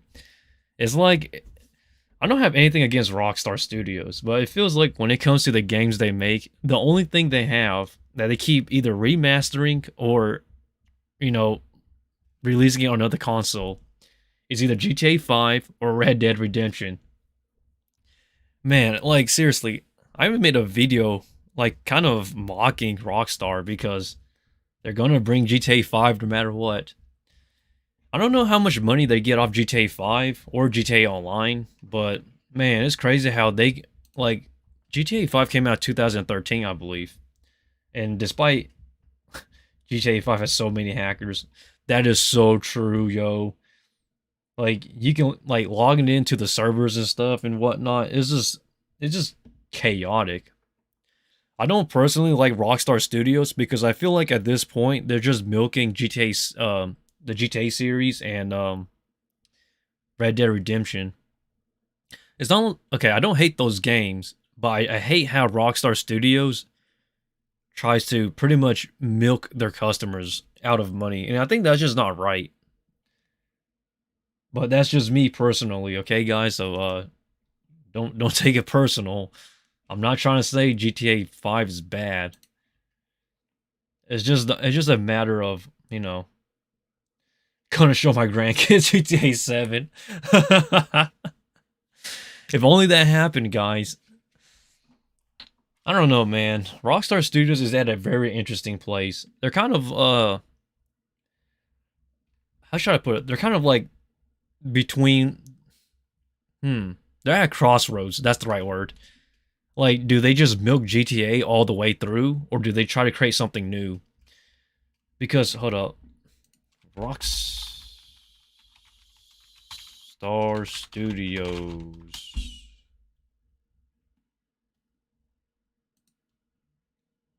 Rockstar Games. I mean, because you look at their video games, like, the first that comes up is GTA 5, Red Dead Redemption 2, San Andreas, and then Online. I mean, if you think about it, guys, this really isn't, like, much of a franchise left. How many pages does your Japanese book have? I think it has around 200 something? Hold up. Yeah. So it has a little bit over 300, and of the 300, I'd say around 290 to 280 of those pages are actually work stuff. The rest is just like an index and whatnot. But that's Rockstar Studios. It's kind of annoying to me because I love Rockstar Studios to an extent, but the way they treat their customers and how they just keep reusing is just horrendous. Mine I Begin has 400. Oh man, that sounds so cool. Which book is it? Like, because I don't know. Well, I'd be curious myself, but getting a book is, I'd say learning from textbook is actually pretty decent, but I don't know. If I was to start over learning Japanese again, which I'm still not that good, Anki is my go-to, literally. Like, but that's just me though. Rage by Stephen King. I'm gonna watch this real quick, guys. We gotta watch something, so I'm gonna watch this. Oh my gosh, ads. Rage. The Stephen King. The Stephen King book you're not supposed to read.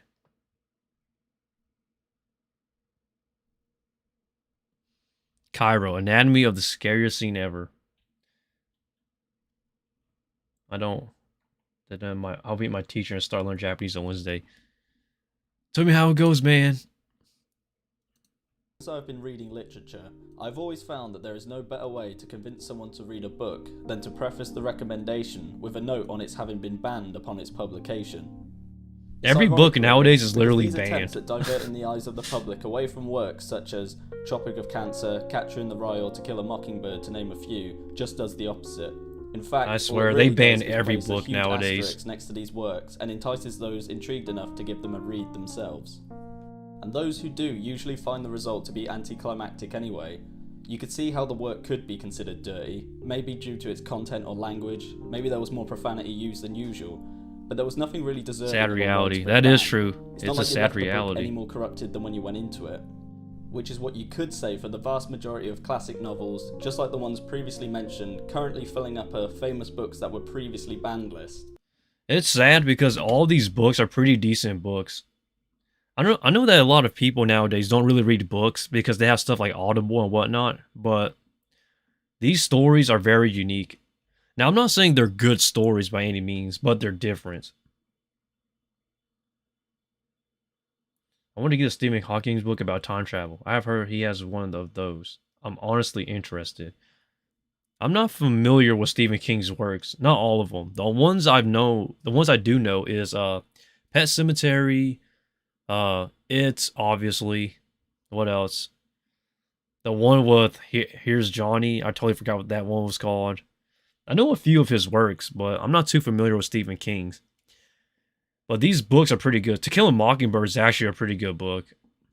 But they even banned kids' books as well, such as the Giving Tree or something and whatnot. It's crazy. Harmless at best.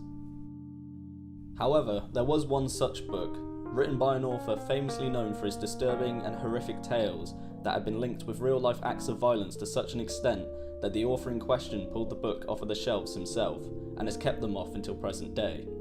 The author in question was Stephen King, and the work was his 1977 book, Rage. But before I elaborate further, I must address the elephant in the room. Some may not... What was the name of the anime where they forbid arrow books, movie, or other thing, comedy anime? Shimoneta. That's the anime you're talking about. It came out in 2015. I believe it came out during the summer of 2015. Yes. Shimoneta. That's the anime you're talking about, Marco. Not have noticed, but on the this gives me the same vibes. The author being Stephen King, it is in fact credited to one Richard Bachman. Allow me to explain.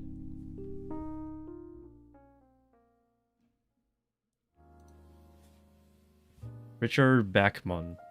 During the 1970s, Stephen King was ascending to the celebrity status of being a household name.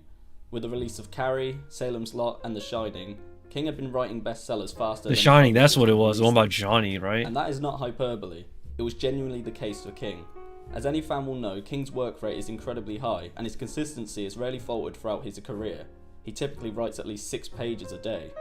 Yet for King, in the mid-1970s, his ability to churn out novels was both a blessing and a curse. Blessing and a curse. curse. It was great that he was able to supply fans with more content to consume, but the problem was his publishers, the New American I cannot wait for Library, Jump Festa were unwilling 2023. to release at the rate Same. he was writing, due to a fear of oversaturating the market with King novels, leaving King with an attic full of unused manuscripts. King was understandably frustrated by this, and one day had decided he was going to publish these already completed works straight to paperback and under a pseudonym. The idea being that this would solve the problem of oversaturating the market, whilst also answering a burning question that had lingered in the back of King's mind for a while, of whether people were buying his books because they were good books, or because they had the name Stephen King on the cover. And so, King created the pen name Guy Pillsbury, a name taken from King's maternal grandfather. I'll check it out. And Just Guy was to release an old after manuscript this. King wrote in 1966 and reworked to completion in 1971. Unfortunately, and at the last minute, the pseudonym was outed, and King had to change the name that was to be attributed to his new persona's release. As the publishers called to tell him of the last minute swap, asking him for a new name to attribute the book to, King had been at his desk, phone in hand, a Richard Stark novel laid to his right side, damn, Stephen King whilst was a Bachman everywhere. Turner Overdrive That's crazy. record played out of the record player. Comprising the two together, he responded with Richard Bachman, and thus, on the 17th of September 1977, Bachman had released his first novel, which was published straight to paperback, and given the title Rage. Story of Rage. Oh, great. Now we get some explanation. Stephen King has some crazy plot twists in his stories. They always come towards the end, though. The Story of Rage centers around a high school senior at Placerville High by the name of Charlie Decker, who we are first introduced to as he is pulled out of an algebra class to speak to the school principal on an incident in which Decker assaulted a teacher with a pipe wrench, almost killing him. As Decker laughs off the principal's attempt at disciplining him, he makes his way back to class, but not before stopping in his locker, grabbing a pistol, and lighting the locker itself on fire. And on re-entry into the classroom, Decker is asked a question by the algebra teacher, Mrs. Jean Underwood, to which he responds by shooting her in the face, killing her instantly. From here, Rage primarily takes place within the algebra classroom, as Decker holds the students hostage. You need to watch The story is Boruto's also animation interspersed with video flashbacks that consist by mostly of KT examples Sama. of That Decker's video is abusive funny. father I'll check and it the out. events leading up to his decision to shoot Hold up up. the school. However, what makes Rage interesting is how the classroom of students all begin to sympathise and even identify with Decker, and in response they all bond by sharing sad and embarrassing stories about themselves in some weird group therapy session. Yet there is one boy named Ted Jones who towards the end of the book, along with everyone else in the room, begins to realise that he is the only one being held hostage, due to his reluctance to share his embarrassing stories, which are in turn forced out of him. There is mention in the story via Decker of an astrological term called the Terminator, which is the line that divides a planet between the daylight side and the nighttime side. No, don't. God, these ads. No matter what you're in the And it's a Burger King ad. That's even sadder. Too much onions, I'll tell you, on the Burger King Probably burger. the most important chapter, Chapter 10, the chapter And that foot directly lettuce. follows Decker's killing of Mrs. Jean Underwood. Decker rants on his philosophy on sanity, which is brought on by Underwood's final words before being shot, and which is also used as an epigraph to Rage itself. So you understand that when we increase the This is number the tragedy of variables, Stephen King. the axioms themselves It's never like he- change. Decker elaborates on his understanding of logic and sanity via this quote, using examples of, I think. I don't know if it's just me, guys. I'm going to pause for a second. If there's one thing that I have about Stephen King is that every single book he writes about is a tragedy in itself, in a way. I don't know how to put my finger on it or how to explain it, but it's crazy. Therefore I am. If Boruto had no fillers, I would rate it 8 out of 10. I have hairs on my face, therefore I shave. My wife and child have Basically been every critically anime without injured in a fillers is car good crash, anime. True. Therefore I pray. Explaining how the axioms in these variables never change. However, Decker then begins to talk on the dark and illogical side to life, and the Mr. Hyde behind every happy Jekyll face. The face that appears when illogical things happen, such as war, terrorist attacks or school shootings, to which he then makes mention of the Terminator line, acting as a threshold between these two different aspects of the human mind. This chapter is the most important. That's as Stephen it King for distinguishes you. the differences He between even Ted makes it Jones and tragic. Charlie Decker, who in many ways throughout the book are shown to be more similar than you would expect. One example of their similarity is shown in the very beginning of the novel, when Decker points out how only himself and Jones were the ones to pass an algebra test, essentially alluding to both their intelligence. Is this more like an evil version of also the both Breakfast come from Club or dysfunctional something? families, That's the as vibes we are I'm later getting shown off from that this Jones book. is made to Rage. confess his mother's alcoholism. Thus, the two boys are essentially on the opposite sides of the Terminator line, with Jones the light side, in which he is still considered handsome and near perfect, regardless of his personal issues, and Decker, who lashes out and is violent, and has now killed 2 people as a result of his own. In a way, the two are two sides of the same coin. However, because Decker is in power How is this in book the algebra banned? classroom, he calls the shots. And seeing how Jones does not go along with it like the others, I hope this dude he is explains thus how the descended book on gets by the rest banned of the because I students, can't really which results see in it. I've Jones seen being worse in a books than catatonic this. state. After this, Decker sets the others free except Jones, and when a policeman enters, Decker attempts suicide by cop, yet survives. What? And in the final pages we are shown the consequences of Decker's actions in a report that states that he is seen as mentally unfit to stand trial at the given time, and is thus sent to a hospital for treatment. How's this book Final banned? lines, Decker writes from a psych ward, addressing the reader, penning the lines, "That's the end. I have to turn off the lights now. Good night." The impact of rage. How's this a what? This is crazy. Stephen King, yo. As Rage had been a Bachman release and not a King release, the sales of the book were next to none. Yet as Bachman Fair. began releasing more novels like The Long Walk, Road Work, and The Running Man, he had developed somewhat of a cult following before being discovered in 1985.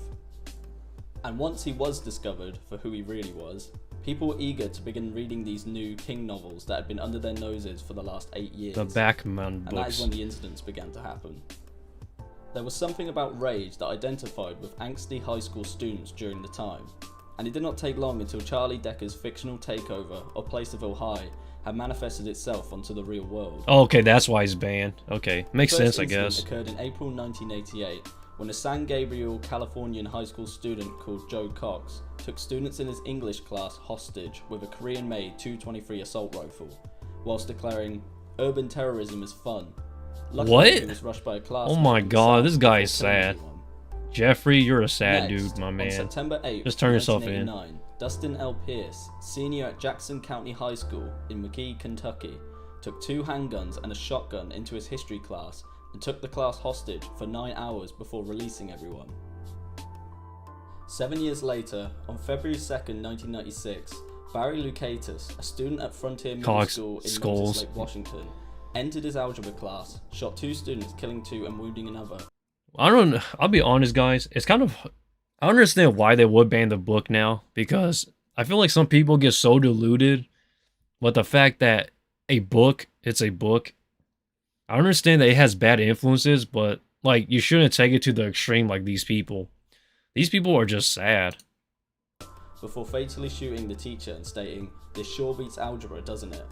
He then took students hostage, letting them go in fragments, eventually leaving one, who fortunately overpowered Barry and disarmed him. And lastly, December 1997, when 14-year-old Michael Carneal shot 8 students, killing 3 and injuring 5, during a prayer meeting at Heath High School in Kentucky. Carneal had dropped his weapon and shouted, "Kill me, please, I can't believe I'd done that."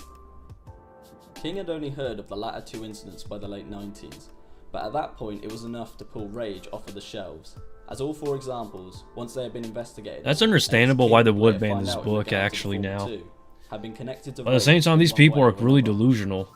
Some, such as Joe Cox and Dustin L. Pierce, were inspired in a broader sense, and in that I mean to just shoot up a school.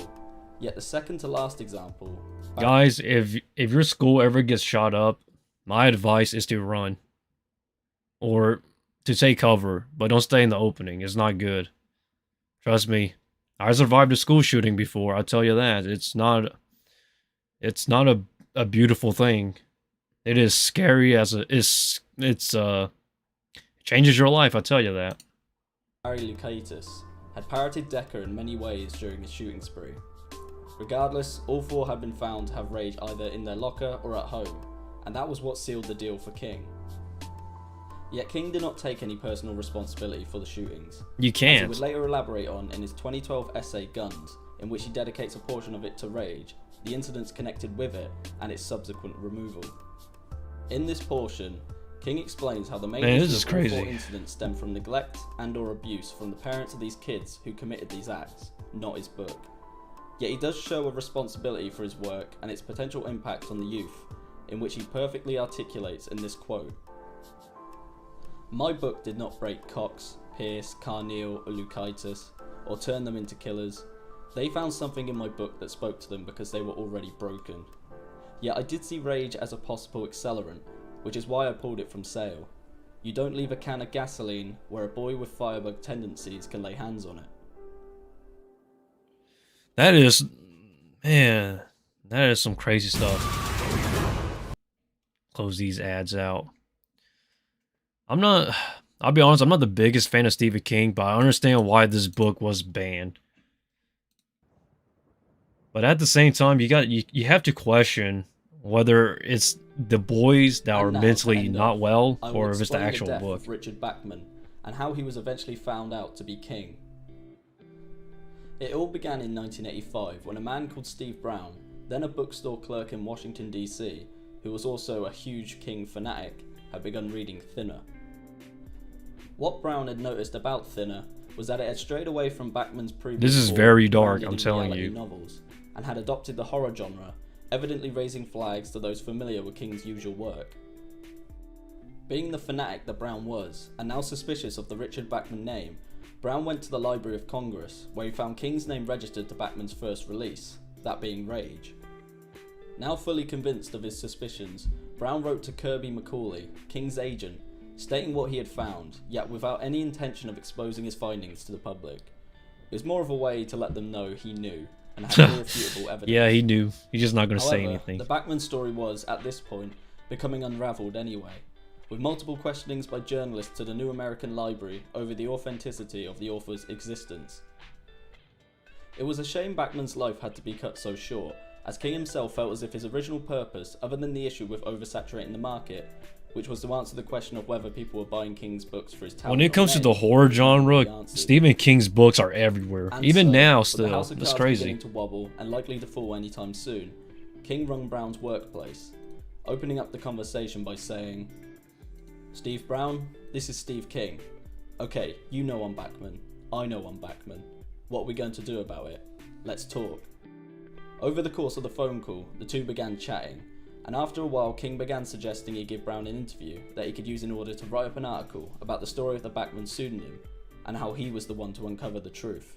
Brown obviously agreed to the idea, and the article was published in the Washington Post on April 9th, 1985.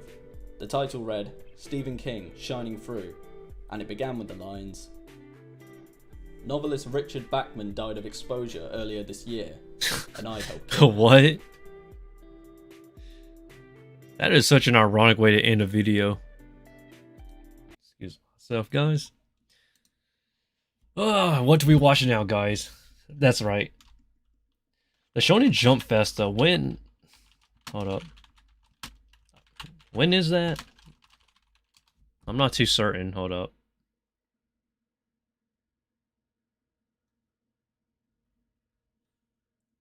Huge manga publisher arrested. Wow, for Never News. Don't worry, guys. I'll check this out sometime. What is it? A lot of people are live streaming that. It's crazy. So, IDK, you told me to watch Boruto's animation. Okay.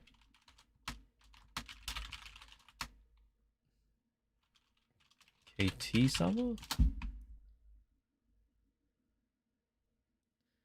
I think I watched a clip on this on TikTok, I believe.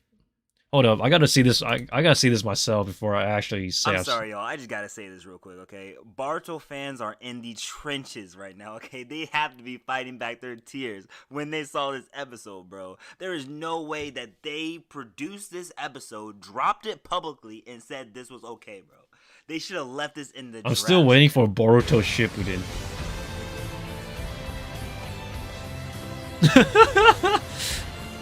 Oh my gosh. No, bro. Their legs aren't moving. Their legs are not moving, bro. They're not moving at all, actually. Up and down. Oh,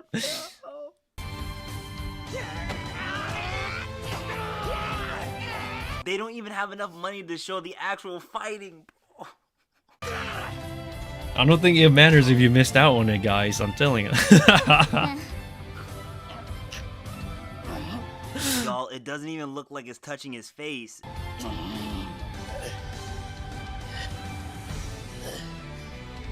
This is the Okay, problem so I said have this with once and I'll Boruto. say this again, okay? Boruto does not have the capital nor content to be dropping episodes weekly, bro. Like, I don't know, man, but if they ever drop this brain pop quality of like an episode, bro, like they need to be sued. They need to be taken down. I don't know, man, but that's like, this is just disrespectful, and I'm not even like a big Boruto fan, bro, but this is disrespect. Yo, I understand the frustration. I love Boruto in a way, but I'm still waiting for Boruto Shippuden because the majority of Boruto is literally filler. I think 85% of Boruto is filler. You can't compare to 7 Deadly Sins. Oh man, the 7 Deadly Sins is bad too, though. I'm gonna do that stream. I'm gonna do that stream next week. I don't know. The worst animation possible, like just for a fight scene. Boruto Shippuden #1, I hope. Now, I believe 80 to 85% of Boruto is actually filler. Like, that's a very high percentage of filler. That's the only reason why I don't really watch much of Boruto, because I just want to skip everything that is not interesting for Boruto, or not canon technically. IDK, I have an interesting video. If you have something interesting, please post it. But my goodness, man. Marco, I don't know. You can't compare. 7 Deadly Sins is a whole nother thing. It is, gosh. We gotta do that someday. The worst fighting animations in anime. Just trying to find what is the worst. And it just... I'm gonna...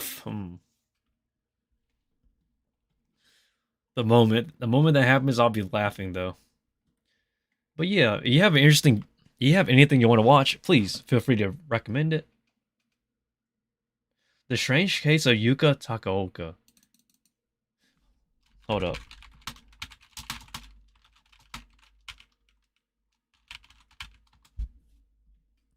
This one seems interesting, actually. I love interesting stuff like this. Oh my gosh, this one. The Yandere girlfriend. Yes, this one is legendary. Oh my gosh. This was yeah, let's watch this. I actually love this case. This is my name's Kevin. I'm a musician. This is a very interesting case. Oh my gosh.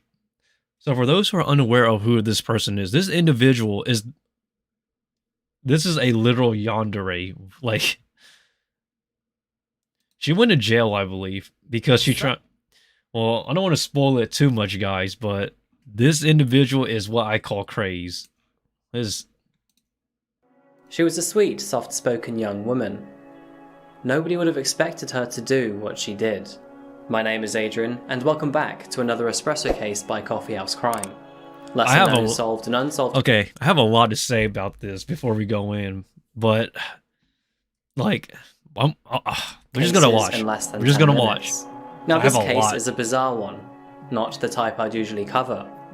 Today we're looking at the case of Yuka Takeoke. This is the closest you'll get to Miraniki, I'll tell you. She's considered to be a real-life yandere in Japan. I'll cover that definition in a moment. Alright, I hope you're ready. This is the case of Yuka Takeoke. God, this is a sad story. It's not just, well, it's more tragic than sad. Our short story starts in Tokyo, Japan. It was October 2018, and 21-year-old Yuka Takeoke resided in Shinjuku City. Shinjuku is a special district in Tokyo, known for its buzzing clubs, karaoke rooms, and upscale restaurants, all of them shrouded by skyscrapers. Yuka was living an alternate life, or at least by Western standards. She dropped out of university at the age of 19 to become the manager of a hostess club in Shinjuku. Hostess Shinjuku. clubs are popular in the nightlife industry of East Asian countries, typically hiring female employees to serve drinks and provide thoughtful I conversation believe Shinjuku to was male part of the customers. red light district back And in the day, Yuka was before it also became a fan Shinjuku. of anime, I could be wrong though. a style of Japanese animation typically aimed for both adults and children.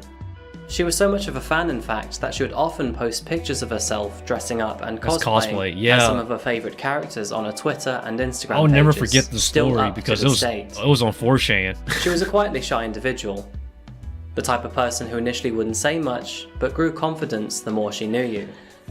Generally laid back and sweet, not the type you'd expect any problems from. Back to anime. One of her favourite types of cosplays was of yandere characters, a specific type of personality. Yanderes are generally kind, nurturing and lovable women, ones of which that This is a eventually sad- turn violent and possessive. This over is just a love sad interest. story, guys. Can you But- see where this is going? Yeah. In October that I can year, see where while this is still going. working at a hostess bar, she met a 20-year-old man named Phoenix Luna. He was also a host at a nearby host bar called Fusion Nightclub. Host bars are the same as hostess bars, just hiring male employees for female customers. And Phoenix Luna was in a game of his own. He was very popular amongst the hosts in Shinjuku, and often was in the bar's leaderboards, a lot of his female patrons often returning for his bartending services. Now, just to point out, this is all safe for work. Host bars and hostess bars are strictly PG. You can for real turn this store into an anime, no cap.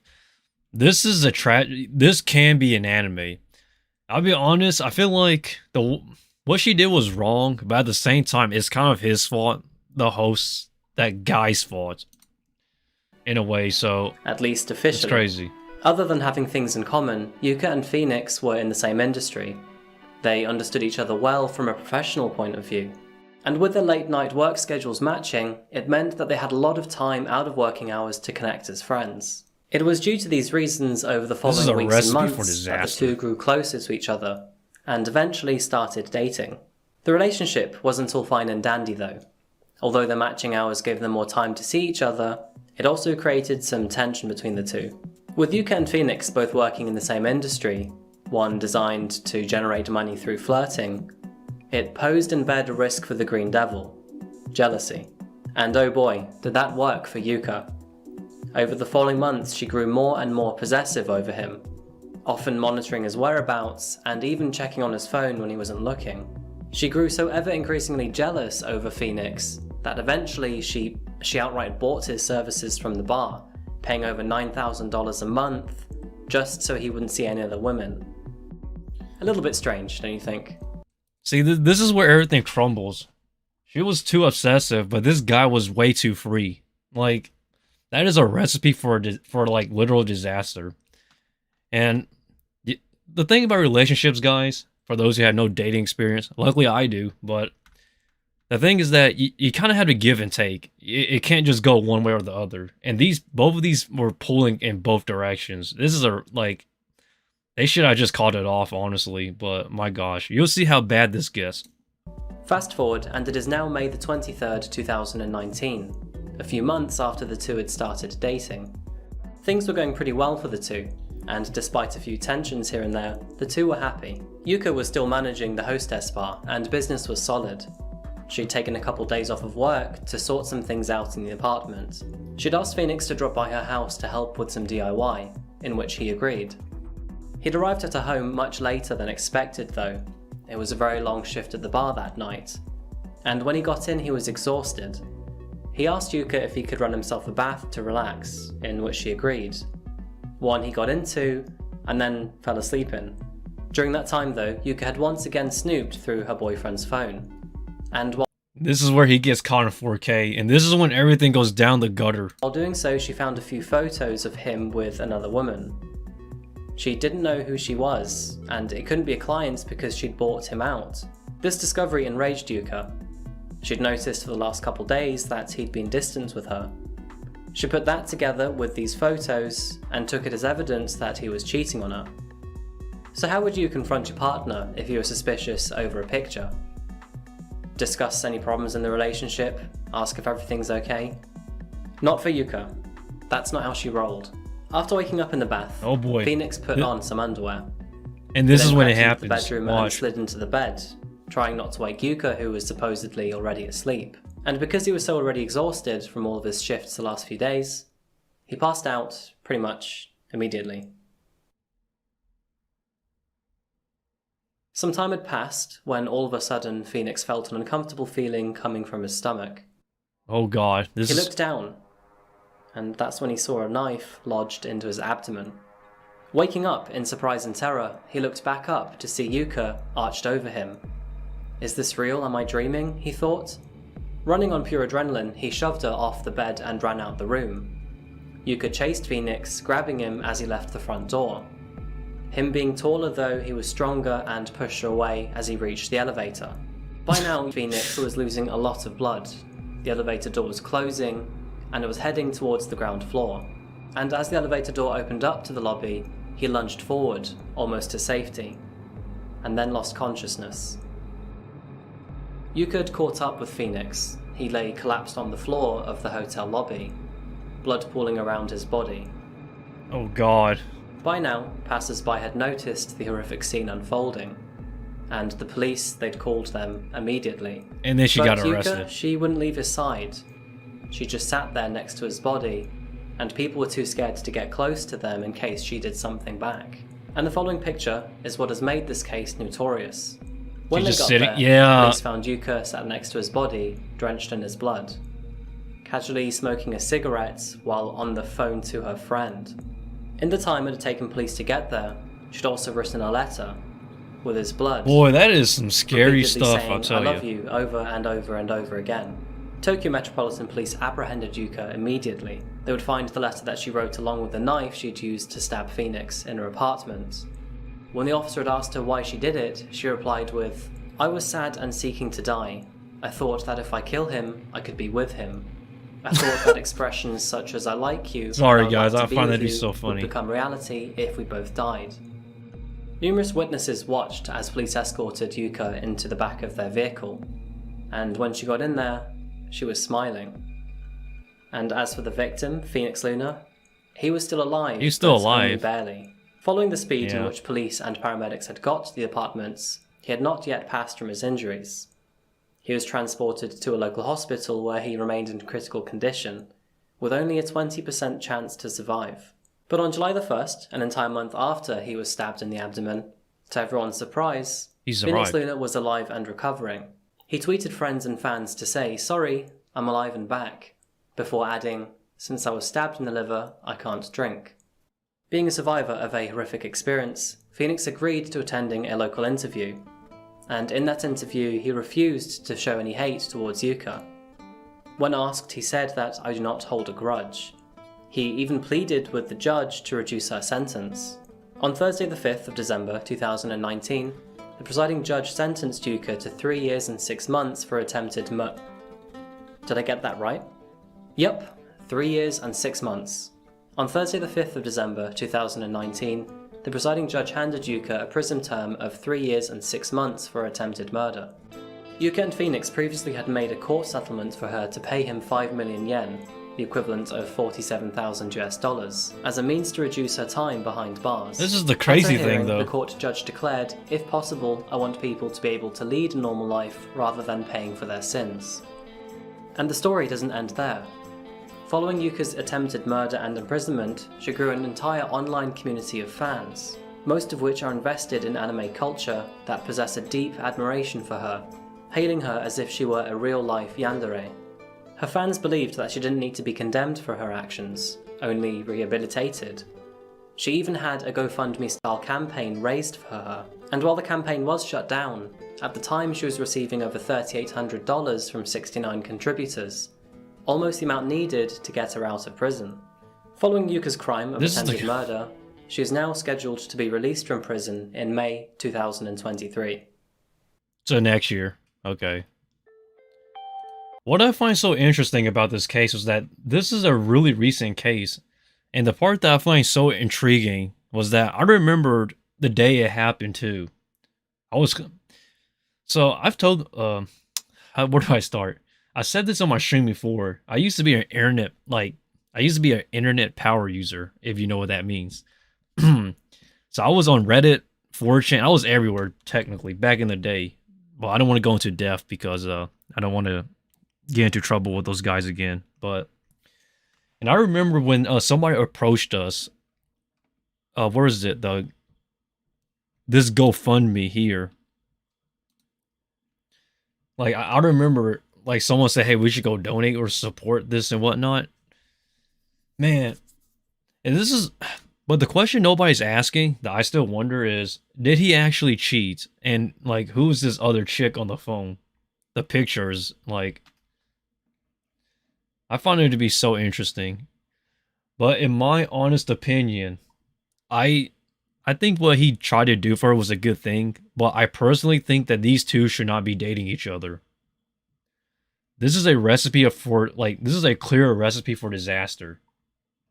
Like, period. She's too obsessive, and he's just way too, I don't know, he's just way too loose, yo.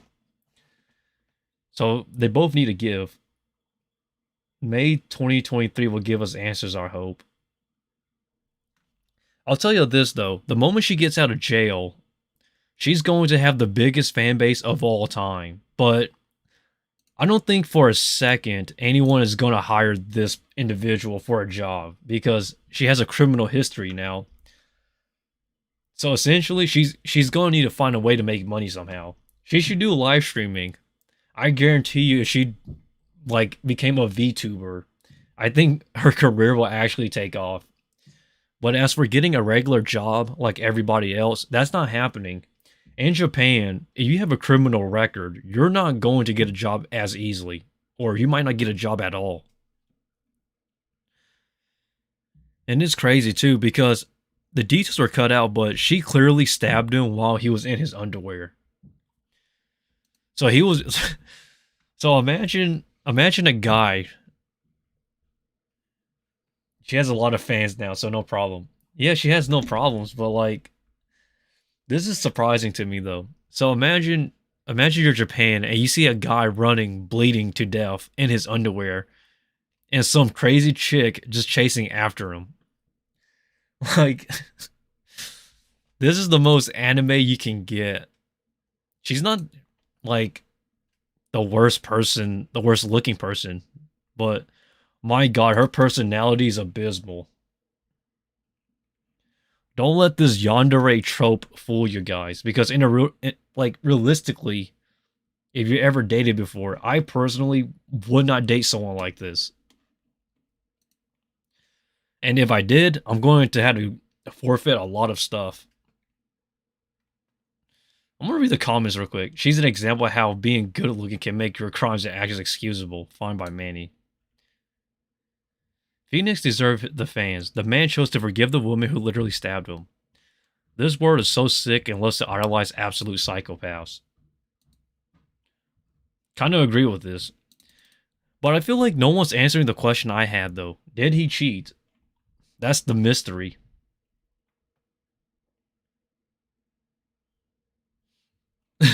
And yet, Yandere Dev can't finish the game. Man, this is just...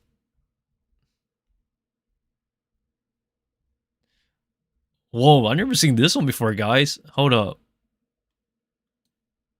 The disturbed boy that murdered his model sister. The case of Azumi Muto. Guys, this is our next video.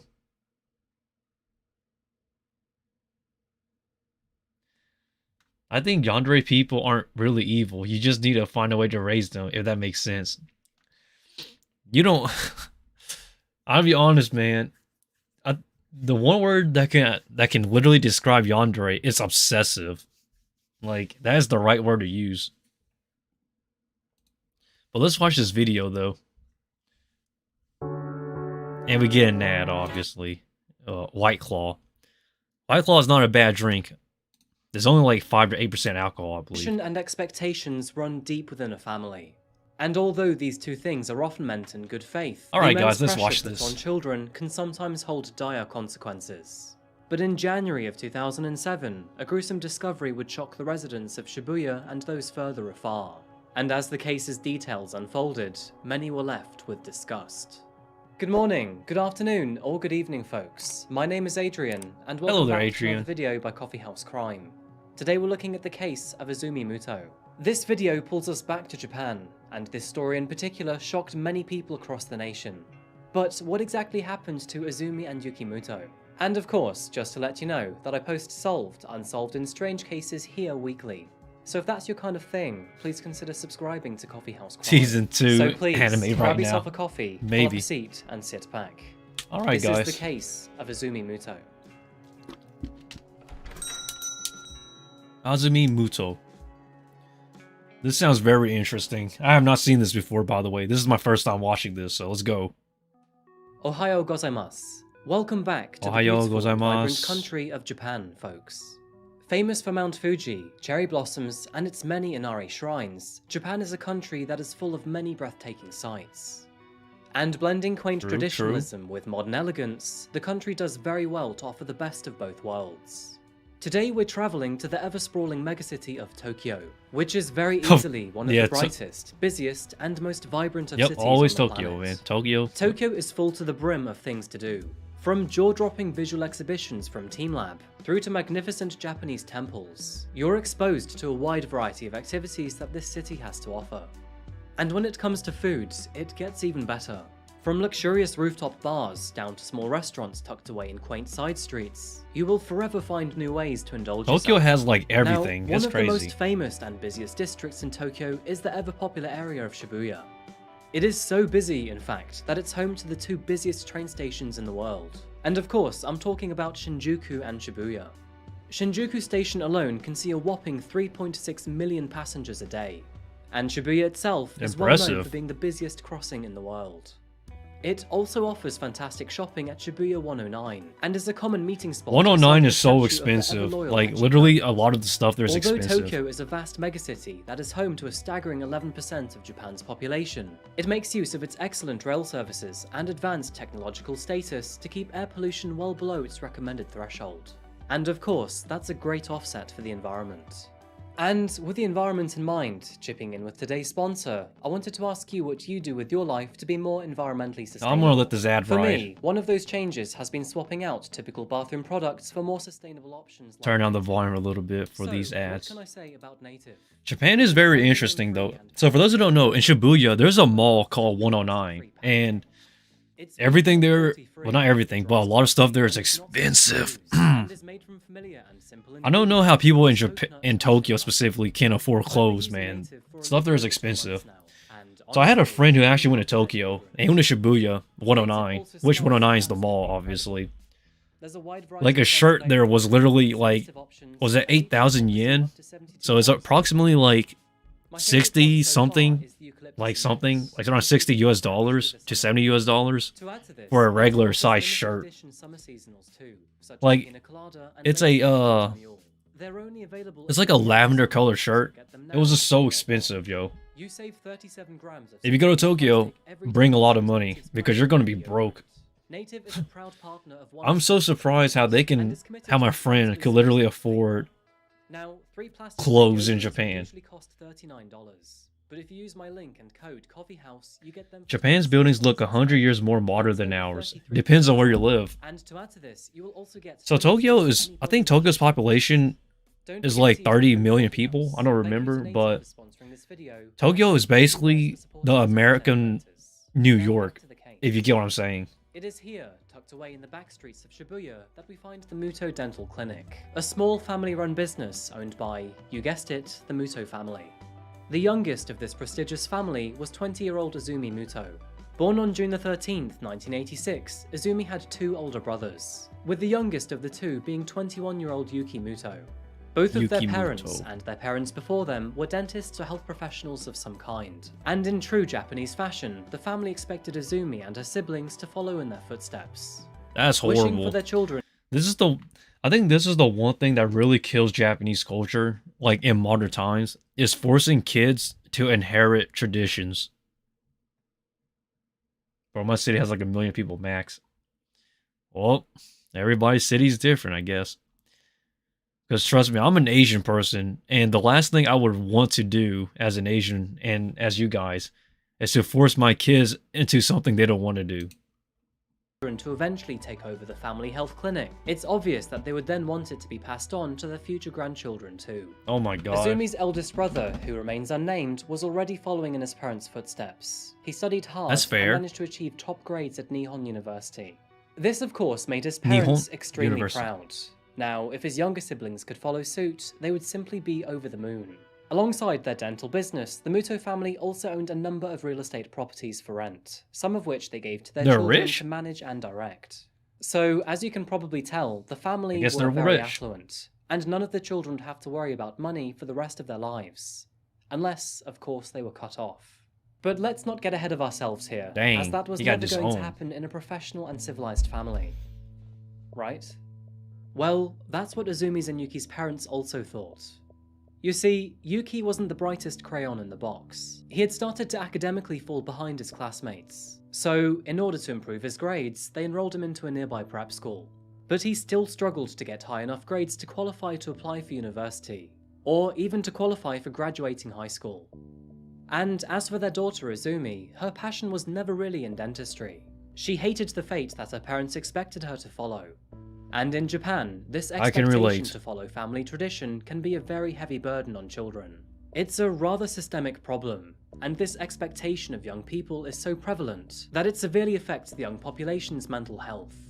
This even sometimes creates recluses with no aspirations in life, and as many of you may know, these people are known in Japan as hikikomori. It's also one of the reasons that Japan has a relatively high self-inflicted death rate, as people would rather die than be ashamed to their own families. Thinking about it, this is a really sad reality that the country faces. But Azumi was strong-willed, and although her parents pressured her to stay in the family business, she knew it was not for her. So instead, after high school, she studied computer programming and also aspired to become a model and an actor, much to her parents' dismay. Their pressure was so relentless that Azumi actually left her home at the age of 18 for several months in order to better focus on her new aspirations as an actor. This was not a surprise, as the house that the siblings grew up in was described as cold and unloving, and the pressure that these children faced from their parents often drove a rift between and within their generations, making them more like rivals than siblings. During this time, Azumi was filming for a low-budget adaptation of the anime Cream Lemon. The film was rated 15, making it a raunchy feature by Japanese standards, and you can probably see where this is going, but it went down horribly unwell with Azumi's parents. In the end, Azumi couldn't escape the cold family household. Money became an issue, and just a few months after leaving her family, she begrudgingly returned. But her parents would reluctantly allow her to continue studying programming, and even allowed her to work on modelling jobs from home. The family were, surprisingly, just happy to have her back. That was all of them, except her brother Yuki. Although Azumi— That guy does not look well. What up? Looking at this guy, I can already see everything that's wrong with this family. He looks tired, depressed, angry, and anxious. Man, this is a recipe for disaster. I feel like when it comes to cases where somebody gets murdered or something goes wrong, there's like obvious red flags, like that kind of, you know. This is looking like a serial killer. Exactly. That's my problem. I feel like nobody did anything. Like, I would have jumped the gun and say, hey, dude, you need to get some help. Like, I would not just leave this individual looking like he is. Although Azumi was smart and succeeding in her chosen path, away from family tradition, Yuki's ambitions were going in the opposite direction. Not only did he want to pursue dentistry, but he also wanted to please his parents too. However, sadly, he was not able to keep up with his studies. While growing up, he was told that he would inherit the family dentistry and do great things for his family. And this of course put great pressure on him to do his parents and grandparents proud. And yet, here was his sister, smart enough to do what he couldn't, but still turning her back on family tradition. While he tried so hard for his parents' approval, she simply didn't care. And Azumi could feel the hate coming from Yuki. She knew that her brother was not fond of her, and this scared her greatly. Azumi often told her friends that Yuki creeped her out. She could never tell what he was thinking, and to add to this, he had a strange demeanor to him. Getting uncomfortable for just a moment, but by the way that he stared at her, she knew that his thoughts were never good or pure. Another friend also claimed that Yuki's feelings towards Azumi were much worse than just a typical brother-sister relationship. This is just speculation by his friends, but apparently, he at times had talked about her with disgusting thoughts on his mind. At school, Yuki was seen as a rather awkward loner. He didn't have many friends, and This mainly guy is kept sad. himself in his bedroom at home. And despite this, very little did Yuki's parents know that there was a rage slowly growing within their son. A rage that was ready to boil over. That is disgusting What thoughts. does a Carowinds Gold Pass get you? Carowinds, an American amusement park. But this is just sad, guys. This guy's pathetic too.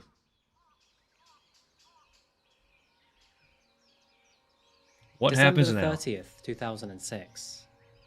The new year was fast approaching, and in Japan, their various New Year's traditions were just around the corner. Different from the rest of the world, these traditions often include visiting shrines to pay respects, show appreciation, and wish for good health and fortune in the coming year. The Muto family were no different in this instance. They readied up for their New Year's traditions, ready to pay their respects. Or, at least some of them were. While the parents and eldest brother had travelled to Fukushima to visit extended family, Azumi and Yuki decided to stay at home instead. Azumi simply had no desire to go, while Yuki, on the other hand, had a study camp scheduled over the New Year's break. But the very night before they left, Azumi, Yuki and the mother had unfortunately argued, and of course the topic was about tradition and how they were not progressing in life. The atmosphere of that fight was still thick. I can relate. Even after the majority of the family had left, and with Azumi and Yuki left alone in the house, both of them remained upset. Now, Japanese folks are known to be reserved, and they often keep their real thoughts and feelings to themselves. This is especially pertinent for women, but Azumi wasn't like the other girls, as she would often share her truthful opinions, which most of the time were not appreciated. And Azumi was no different in this instance either. She was still reeling from the argument the night before, and entering Yuki's bedroom, she planned to confront him over the many things he had said. After all, although their mother had sided with Yuki, she was no longer here anymore. Yuki told his sister that he was ashamed of her, and that she shouldn't be a part of the family anymore. And this of course infuriated Azumi. As the argument quickly reignited, Azumi shouted at Yuki, telling him that he would never amount to anything worthwhile, that he lacked ambition, and that he'd be left with nothing. And tragically, this made him snap in a fit of rage. He grabbed his wooden kendo sword, and then began to repeatedly strike it across Azumi's face. As Azumi fought back, Yuki's beatings became harder, faster, and stronger. He desperately wanted her to shut up, and that was no matter what it took. That's just sad. January the 3rd, 2007. The Muto family were ready to return home and get back to work after the New Year's holiday. Did the Good police timing, come? as they were starting to grow worried. Azumi had been radio silent ever since shortly before the new year, and as for Yuki, he was relatively quiet too. Saying that, shortly before they got home, he did message his parents to warn them of a foul smell. Apparently, his fish had died shortly before he left for school, and he had not yet disposed of it. He therefore asked them not to enter his room. However, upon returning home, the stench was so overwhelming that they simply couldn't ignore it. And so his grandfather, Mamoru, offered to go in and clean up the dead fish. But after entering his room, it was obvious to see that the loan shark fish he kept in his tank was very much alive and still swimming around. This was odd because there was definitely a smell coming from somewhere. Oh, Looking God. around, Mamoru found the Yeah, smell emanating it's a body, from the I'm closet, telling you. and opening the door, he was met with a pile of stacked garbage bags, and the smell coming from them was horrendous. Upon cutting open one of these bags came the sight of flesh and a lot of blood, and stumbling back in shock, Mamoru and the rest of the family called the police immediately. Tragically, the body inside the bag was identified to be Azumi, and expecting that Yuki had something to do with this, the family waited for him to return home before the police arrested him. When the news broke, tabloids erupted with speculation, claiming that apparently he was a necrophile and a cannibal. The police would ultimately deny these claims, minus the incestuous ones. Yuki folded and confessed to authorities almost That's immediately, sad. and after breaking down in the interrogation room, he shared the grisly details of his crime. After beating his sister with his kendo sword, he grabbed a nearby towel. These and wrapped it subtitles, around his neck, with I swear, these subtitles are goofy. I'm gonna turn them off for a second. I can't stand them, but I'll turn the back on later, Like but... Knuckles, he held this for a total of 3 minutes, counting from 1 to 180 in the process. To his dismay, Azumi was still breathing after this, so instead, he dragged her to the bathroom before pushing her head underwater. And this, after being beaten and strangled, sadly ended her life. After a short breather, Yuki cleaned the crime scene, and next he made his way to the kitchen where he grabbed a knife from the counter.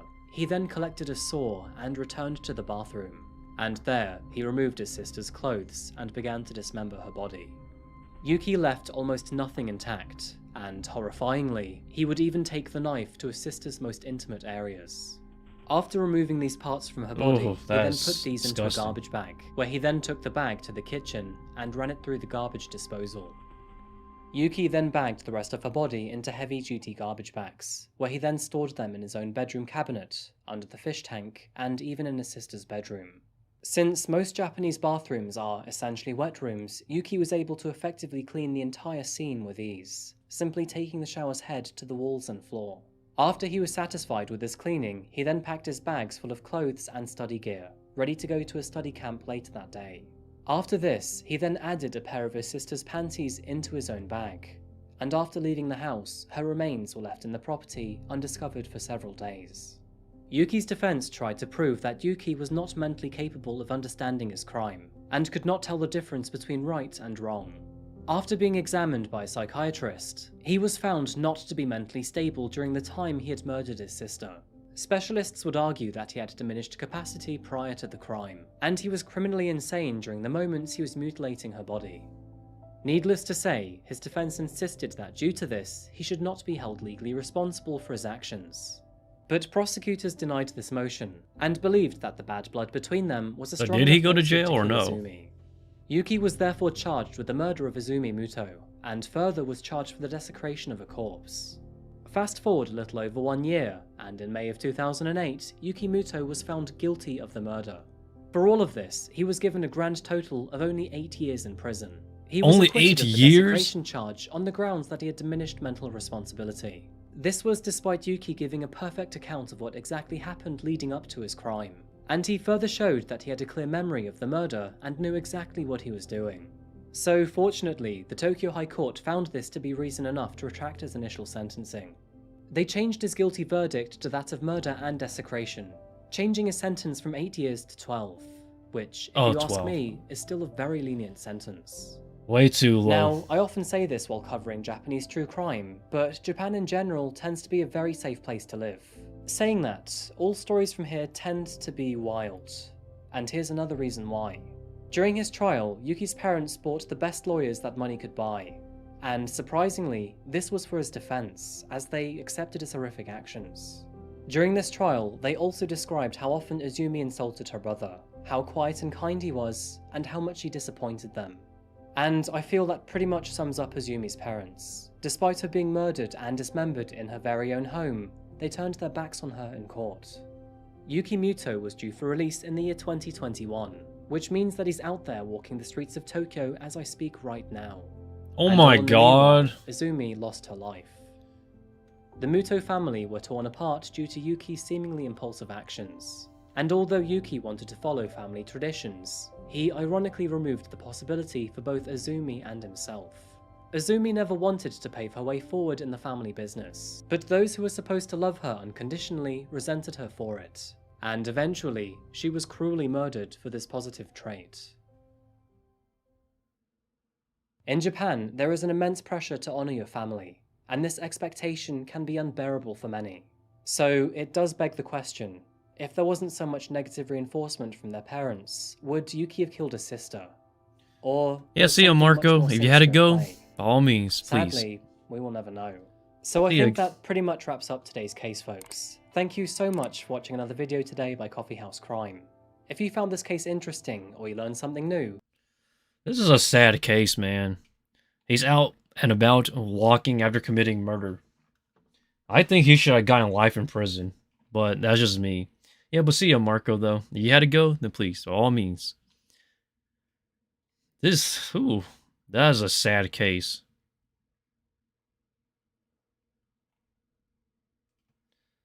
Imagine being in Tokyo right now and meeting Azumi. If only that was the case, IDK. But sadly, this is why I hate tradition. I've been trying to escape my tradition as well because, man. So this guy talks. Okay, I never heard of this guy before. Coffee House Crime. So this channel is pretty much discussing. You should watch banned TV commercials. Okay? Hold up.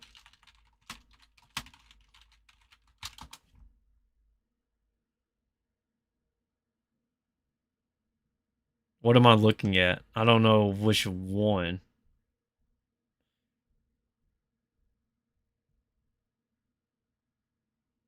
So which one am I looking at? The first one, the second one? Oh wait, the first one's Watch Mojo. I don't know which one I should be watching. There's a lot of banned commercials.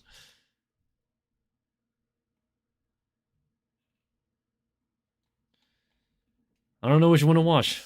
I'm kind of scratching my head.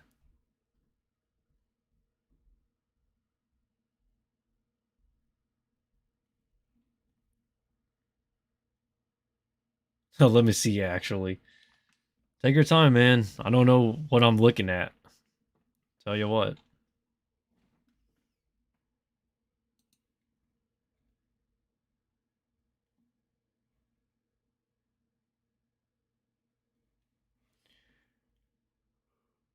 I'm tired. I can still do some more.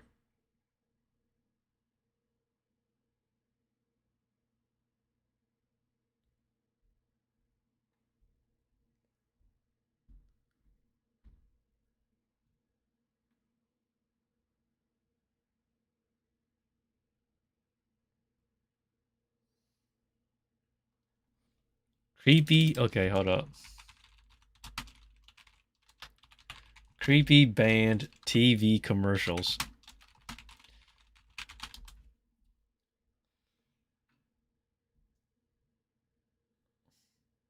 Is it the one by Tub? Is that the one you're talking about? Or which one? There's quite a few on here. So I'm guessing you're talking about this one, right? Because I'm not... Let's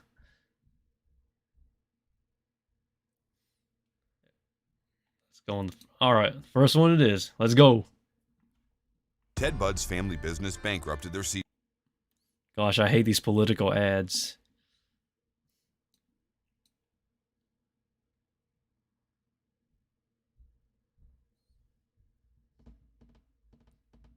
Tub actually creates some really good content, I won't lie, so.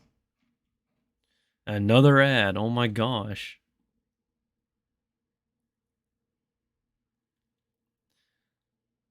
Hold up. I forgot most of these actually. It's all good, man. We gotta watch something. Commercials and PSAs are meant to get a message or point across to the audience. For the most part, that's exactly what they do. But some companies take this a little too far in order to gain shock value. Sometimes, the company doesn't even know they're making the viewer uncomfortable. But then again, that seems to be the method for every safety PSA. Growing up, perhaps we were scarred or left questioning what we had just watched. In today's video, I'd like to take a look back at certain commercials and see exactly what made them so creepy. In other words, today, we will be talking about creepy commercials that actually aired on live TV. Hello, what is up, guys? My hair is black now. It's my natural hair color is black, so we're back to black. Hello there, I know that my hair how's was it going? green/purple. That was not on purpose. This is what I was actually trying to go for. Also beautiful. Make sure to follow me on Instagram. My goal is 30,000 followers by the end of the year, and I actually posted a hyperpop song snippet, which it's over there on my highlights. So if you want to go hear me sing, go over to my Instagram and check the highlight out. And also make sure to check out my second channel where I'm uploading a video that inspired this video. That's right, I inspired myself. It's a video from 2017 that I actually deleted. It's called I inspired myself. And it's, if you want to go watch a 15-year-old version of me talk about almost the same thing but less experienced with commentary, make sure to go watch that after this video. So the way this video is going to work is I'm going to be explaining what happens in the commercial, and then I'm going to give you guys some context behind it. All right, without further ado, sit back, Kumo Sensei relax, secret brother. grab a glass of water and hydrate yourself. Maybe. Let's get started with He the may video. be Maybe my Cursed secret brother. Japanese Kleenex commercial, 1986. Oh, I seen this one.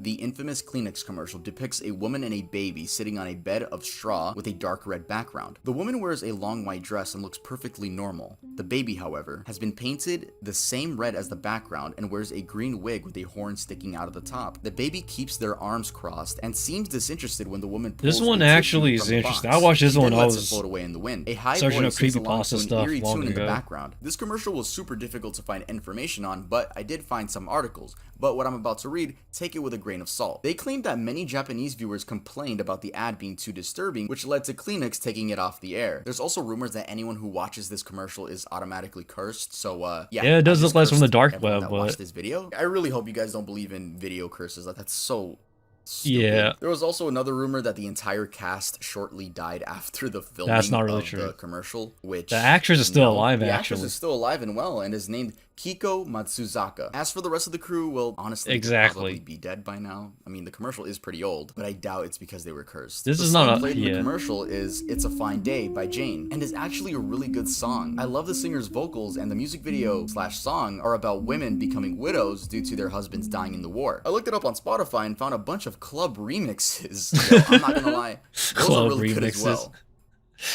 Smokey the Bear, 1973. So the next time you're in the forest, The timing is be extra coincidence. careful, okay?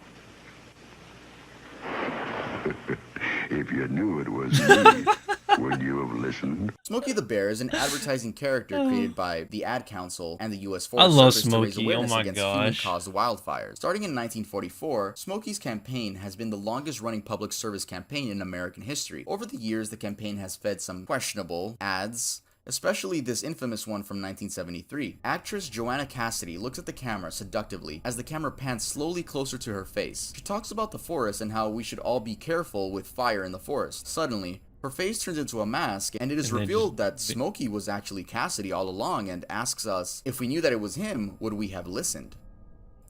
Work Safety PSA, 2009. 2009? I'm working overtime because I want to take my family on a nice vacation. This commercial shows a man talking about his family and then explains that they will soon be getting a call which says that he was killed in a work accident. Something blows up and sends him flying off the roof. I'm blurring it just to be safe, but maybe you guys can see his body ragdoll through the bear blur. isn't as scary to be I'm not honest. gonna lie. Exactly. I was laughing so hard when I saw this commercial. It's just like, why did the directors make his body hit the truck and then hit the ground? I just thought it was extra. Not only that, the video's in 240p and it just looks like 5 pixels going across your screen. So I'm not laughing at his death. Actually, I kind of am. It's scripted. What am I saying? It's You guys scripted. have me so scared on getting canceled. Like, I'm always like double checking what I say, but like, this is a commercial. I can laugh at this, right? I mean, it's for Exactly. work safety and I respect that. Hopefully it did get the message across, but I really think they could have done just a little bit more, I don't know, serious. I don't know how to say it, but you know, I don't doubt other people laugh when they see this too. Kinder Humpty Dumpty 1983. 1983. Okay, something retro. Kinder, Yibbo Shaky. Me unscrabbly. Kinder eggs were still a thing back then? That's interesting. I'm not gonna lie. Chocka doobie! Doubly chocka doobie! Pop swabble! I don't know what the deal is with wait. kids companies creating creepy mascots. In this video, we see a hyper-realistic Humpty Dumpty opening up a Kinder Surprise chocolate while speaking gibberish. Whilst? I can't Should have believe used Kinder was whilst that in old. sentence? I don't Wow, know. Not only does wow. he look like me when I was a kid, but he's incredibly ugly and uncomfortable to look at. So yeah, he really looks like me. Sorry. Little Baby's Ice Cream, 2012. I eat little Ice cream. baby's ice cream. It keeps me young. Okay, so this is definitely one of the more popular ones on this list, considering it has 18 million views Kinder here on W, YouTube. The clip totally. shows a person covered in ice cream just eating themselves with some narration and a creepy song in the background. This was only one of a collection of short videos directed by Doug Williams, which is known for very weird videos. The Little Baby's Ice Cream website is no longer working, but we can check out archives on the Wayback Machine. Going back to when this commercial was released, 2012, the website is really normal. I use the term commercial loosely because this was uploaded to YouTube. Anyway, As I was saying, yeah, the website isn't creepy like the videos at all. The brand describes themselves as so a it's a handmade, PR, small batch, super yeah, premium it's ice a cream PR company move. that specializes in unique and surprising flavor combinations with additional emphasis on providing non-dairy and vegan options to suit every kind of open-minded and convivial citizen. Little Baby's Ice Cream is literally They're ahead just of their a time, I'll wholesome tell you that. ice cream company in Philadelphia, or I should say was. Sadly, the company shut down in 2019 for reasons they didn't disclose. But while doing my research, I found myself asking, who is the person in the video? Apparently, it's a person by the name of Asa Sheeb. It's probably a horrible pronunciation, but I'm sorry. If this is the correct person, then they go by they them pronouns, and this is what they actually look like. I got these images from my Reddit AMA they did 8 years ago, but they do appear in another of Doug's videos. There's actually an interesting video where Doug explains some frequently asked questions about the original commercial, like what the person was covered in. No, it wasn't actually ice cream, it was marshmallow cream. He also showed off Marshmallow editing cream. techniques. PlayStation, Mental Wealth, 1999. Let me tell you what bugs me about human endeavour. I've never been the human in question. Have you?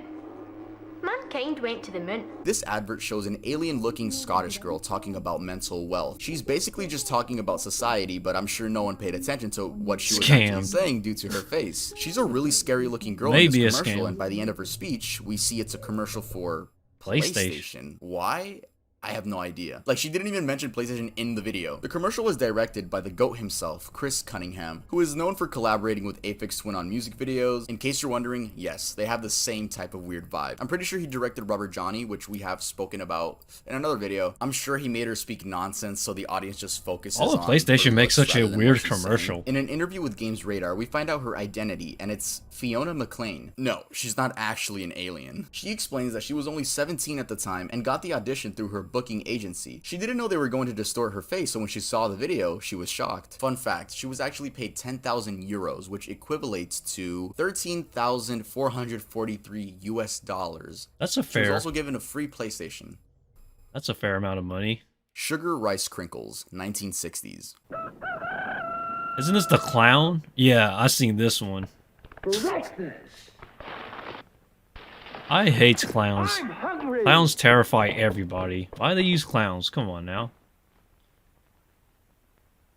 Take it from correct. This commercial aired in the 1960s, and it's a pretty awkward commercial. Now, It is personally, awkward. I've never had a fear of clowns, but I do know that it's a very common phobia. Someone commented on my Discord video saying they couldn't sit through the video because I was dressed up as the Joker. Okay, pussy. Well, am I gonna get canceled for phobia shaming? Anyway, the commercial is mainly awkward because there's no background music, like I said. And, well, yeah, The fact it's a that pretty Eurozone's creepy clown will put design. you The as clown Euro goes now. by Crinkle and was True. the mascot for the cereal. Before Crinkle, though, the mascot was an Asian boy named Sohai. Get it? Because they're rice crinkles?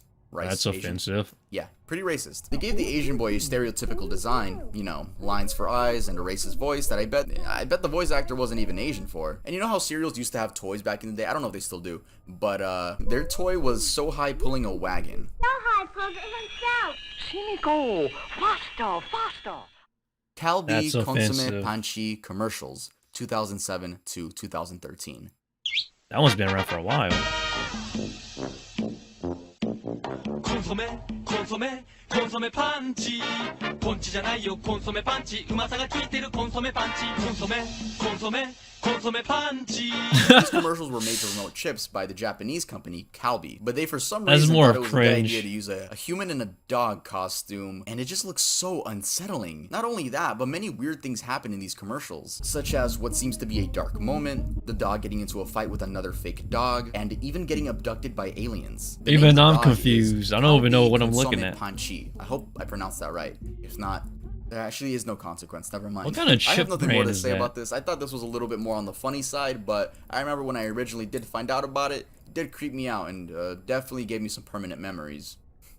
Sunday Lunch 2006. Okay, so I don't know how much of this commercial I can even show on screen, even though it is scripted violence, which is okay on Sunday YouTube, Lunch but 2006. Alright, we got more ads. Bro, I'm telling you, man. Commercials, some of them go the extra mile. I'm telling you. Commercials don't really scare me. It's more of they surprise me. If you get what I'm saying. I have yet to find a commercial where it's actually scary. The majority of them that I've seen, I personally think that they're just shock value. But who knows? Maybe someday I'll find that scary commercial. I really don't want to deal with a YouTube employee reviewing my video, because in case you guys don't know, especially Goofy if you ads. upload morbid content, Totally. sometimes YouTube detects These your YouTube, video to man. have something bad in YouTube, it, they which post leads crazy you ads. to need a human review to make sure you can put ads on your videos, which is so annoying, but yeah, I just don't want to do that. So I'll do my best to describe it with screenshots from the video. We start off with a family based in the UK gathering around for lunch. Everything is normal and the young adults are talking about their days, until the camera shows the mother grabbing a pistol, pointing it at her son, and pulling the trigger. Yeah, she shoots her, like, 7-year-old son in the head. The family freaks out and she begins crying as this text appears on the screen. Keep in mind, you can hear them all crying as this text appears. If you keep quiet about gun crime, it's like pulling the trigger yourself. The commercial was a PSA for UK gun violence, and we're gonna see a common pattern when we talk about PSAs because they really like using shock value to get the message across. Oh god. Don't drink and drive. Jacqueline Saborido, 2008. My name is Jacqueline Saborido. This is a picture of me before I was hit by a drunk driver. This PSA It's begins a skeleton, with a woman I'm holding guessing. a sign with her face on it explaining she was in a horrible car accident in which 2 of her friends died and she ended up needing more than 40 surgeries. She pulls down the picture, revealing her new face. This is me when my life was just like Alright, anyone there's else another in shock college. value, guys. This is me after being hit by a drunk driver. Don't drink and drive. Ever. Is that a real person? It's honestly horrible knowing that people are killed or left disabled due to drunk drivers, or maybe even just doing more damage to themselves. But That's the woman just in the video sad. is Jacqueline Saborido and was in a fatal car crash in 1999 which burned 60% of her body. She was only 21 when her life changed for the worse. The man who hit her and her friends is Reggie Steffi, and he got 7 years in prison for killing 2 Yes, I think she died later. That's just sad. people while intoxicated and disabling Jacqueline. Yeah, 7 years for killing 2 people while drunk driving. When he was released, he and Jacqueline worked together to spread awareness of drunk driving. Sadly, Jacqueline passed away at age 40 in 2019 due to cancer. That's just heartbreaking. Adult Swim's The Dawn Is Your Enemy, 2005 to 2010. In case you guys don't know, Cartoon Network turns into Adult Swim at 9 p.m. Adult Swim is a channel with a lot of adult humor shows. This ad isn't promoting anything like the others on this list, it was just made to scare children. So let's say you're 10 years old and you wake up in the middle of the night for whatever reason and you turn on your TV and you see this. Definitely scarred a bunch of little kids when this commercial was airing. They also made a sequel. They released the second version named The Dawn Is Your Frenemy in 2020. The Dawn Is Your Frenemy? That's scary? KFE commercials, 2004. Oh, this You one might is not recognize this scary, it's clip just more as of one the like, internet's what the earliest heck. jump scares, but don't worry, I'm not gonna actually play the jump scares. So I still have to play the clip because I want to show you guys, so we're just gonna replace the jump scare sound with my beautiful voice. And then there's like a zombie shows up. Rawr. Like, even the first time I saw So these commercials were meant to jump scare you, increase your heart rate, and then tell you, you see that feeling? That's what our beverage can do to your heart and make you energized, I guess. They had a series of these commercials. I'll play some of them now with, again, my amazing voice. Right. Like, I've seen every single one of these. I'm bald. Subscribe to Tov. These commercials aired in So what ended up happening was that they later on took down these commercials off TV because people deemed it to be too interrupting and too scary. To me, I just thought they were just strange, but I didn't really get scared. But Germany. I'm hoping they didn't air on any kids channels, but if I have any Germans watching me, let me know if this is like a very popular series of commercials from back in the day. Also, let me know if KFE is still around. The only thing I could find about the KFE coffee energy drink hybrid was a description on bevnet.com, which was last updated, it was last updated in 2004. No, that's a while. For some of you watching, your parents hadn't even made you yet. I also found this website that also goes by KFE.us. Gosh, this guy's It humor. focuses on coffee, but no energy drinks. Could this be the US division, or maybe just a coincidence? Honestly, from the research I did, I'm 99.9% sure this is a fat coincidence.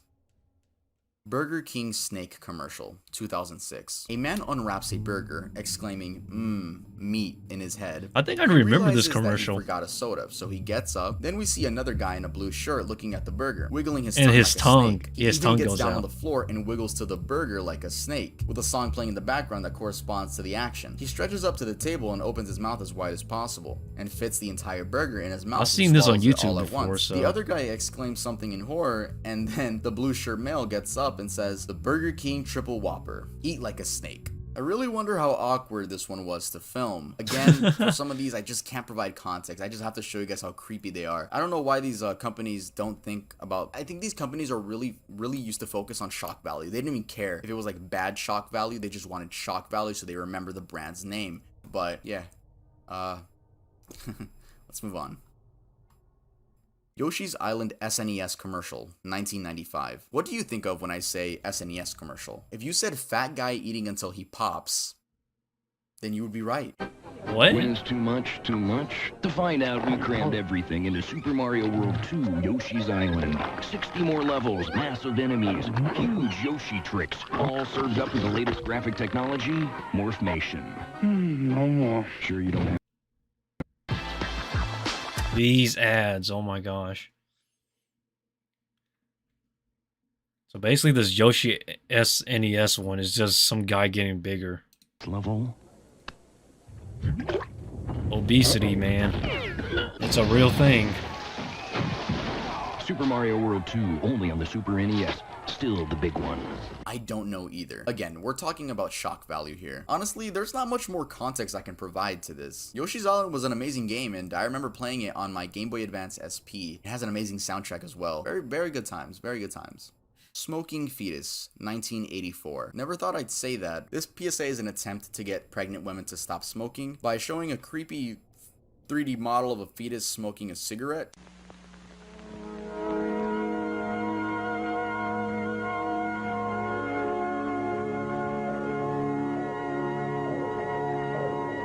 Would you give a cigarette to your unborn child?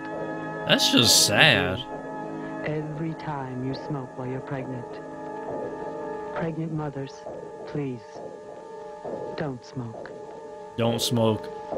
Smoking is bad. 453-4500 for further information. Fetuses in general are very unsettling to look at for me personally. And hey, since we're talking about smoking cigarettes, if any of you smoke, please make sure to stop. A study showed that smoking cigarettes lowers your life expectancy by 10 years. And that doesn't include lung cancer. If you smoke, Bruh, this is your sign exactly, now. IDK. Bruh, and I'm not talking that's about the weed, I'm moment talking I about, like, get. cigarettes. You know, the only thing we approve over here is vanilla cigarettes when I smoke that ADP pack. My favorite video I've ever made. I think there needs to be more about this. I don't think we talk about pregnant women doing drugs, smoking, drinking alcohol. I don't think we talk about that enough, and I really respect it. I didn't mean to shoot daddy's gun. 2000. This is yet this another sounds gun bad. PSA, but in this one, a little girl describes killing her older brother due to a gun being easily accessible in the house. This is my brother Omar. Well, there was a hole in his tummy. A bullet hit him.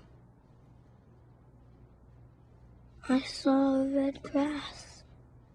The gun was in the garage. I didn't mean to shoot Daddy's gun. I didn't mean to shoot Daddy's gun. That's just sad, man. These are less so Roof creepy Seal and more corporate sad. branding TV commercial, 2014 bonus. This is a Bonus? bonus because it's not really that creepy. It's more on the funny side. Oh, and your roof is getting lost between the lichen and the moss. When your mortar isn't where it ought to be. And give it back that old appeal with a visit from Roof Seal. 1-300-36-7070. Let me know in the comments if you That's genuinely find this Australian one without a creepy. doubt. But anyway, it's just a seal that works on roofs. You'll be happy to know that he's still the mascot. What's Yep, not to love it's about Australia. an Australian seal fixing roofs, trying to make a living, you know? Like, you can't hate on this dude, bro. He's trying to make a bag. And clearly it's still working in 2021. So yeah, that concludes our list of creepy. It's almost okay. It's getting kind of late, guys. So, oh yeah, we gotta wrap it up, guys. But don't worry. So, for those who are here and you made it to the stream, congratulations. And also, feel free to like and comment something if you feel like it, and follow me on my social media links, such as my Instagram, my Twitter. And until next time, guys, I am out. Deuces. Is that right? Is that a good word? Deuces? No. See ya.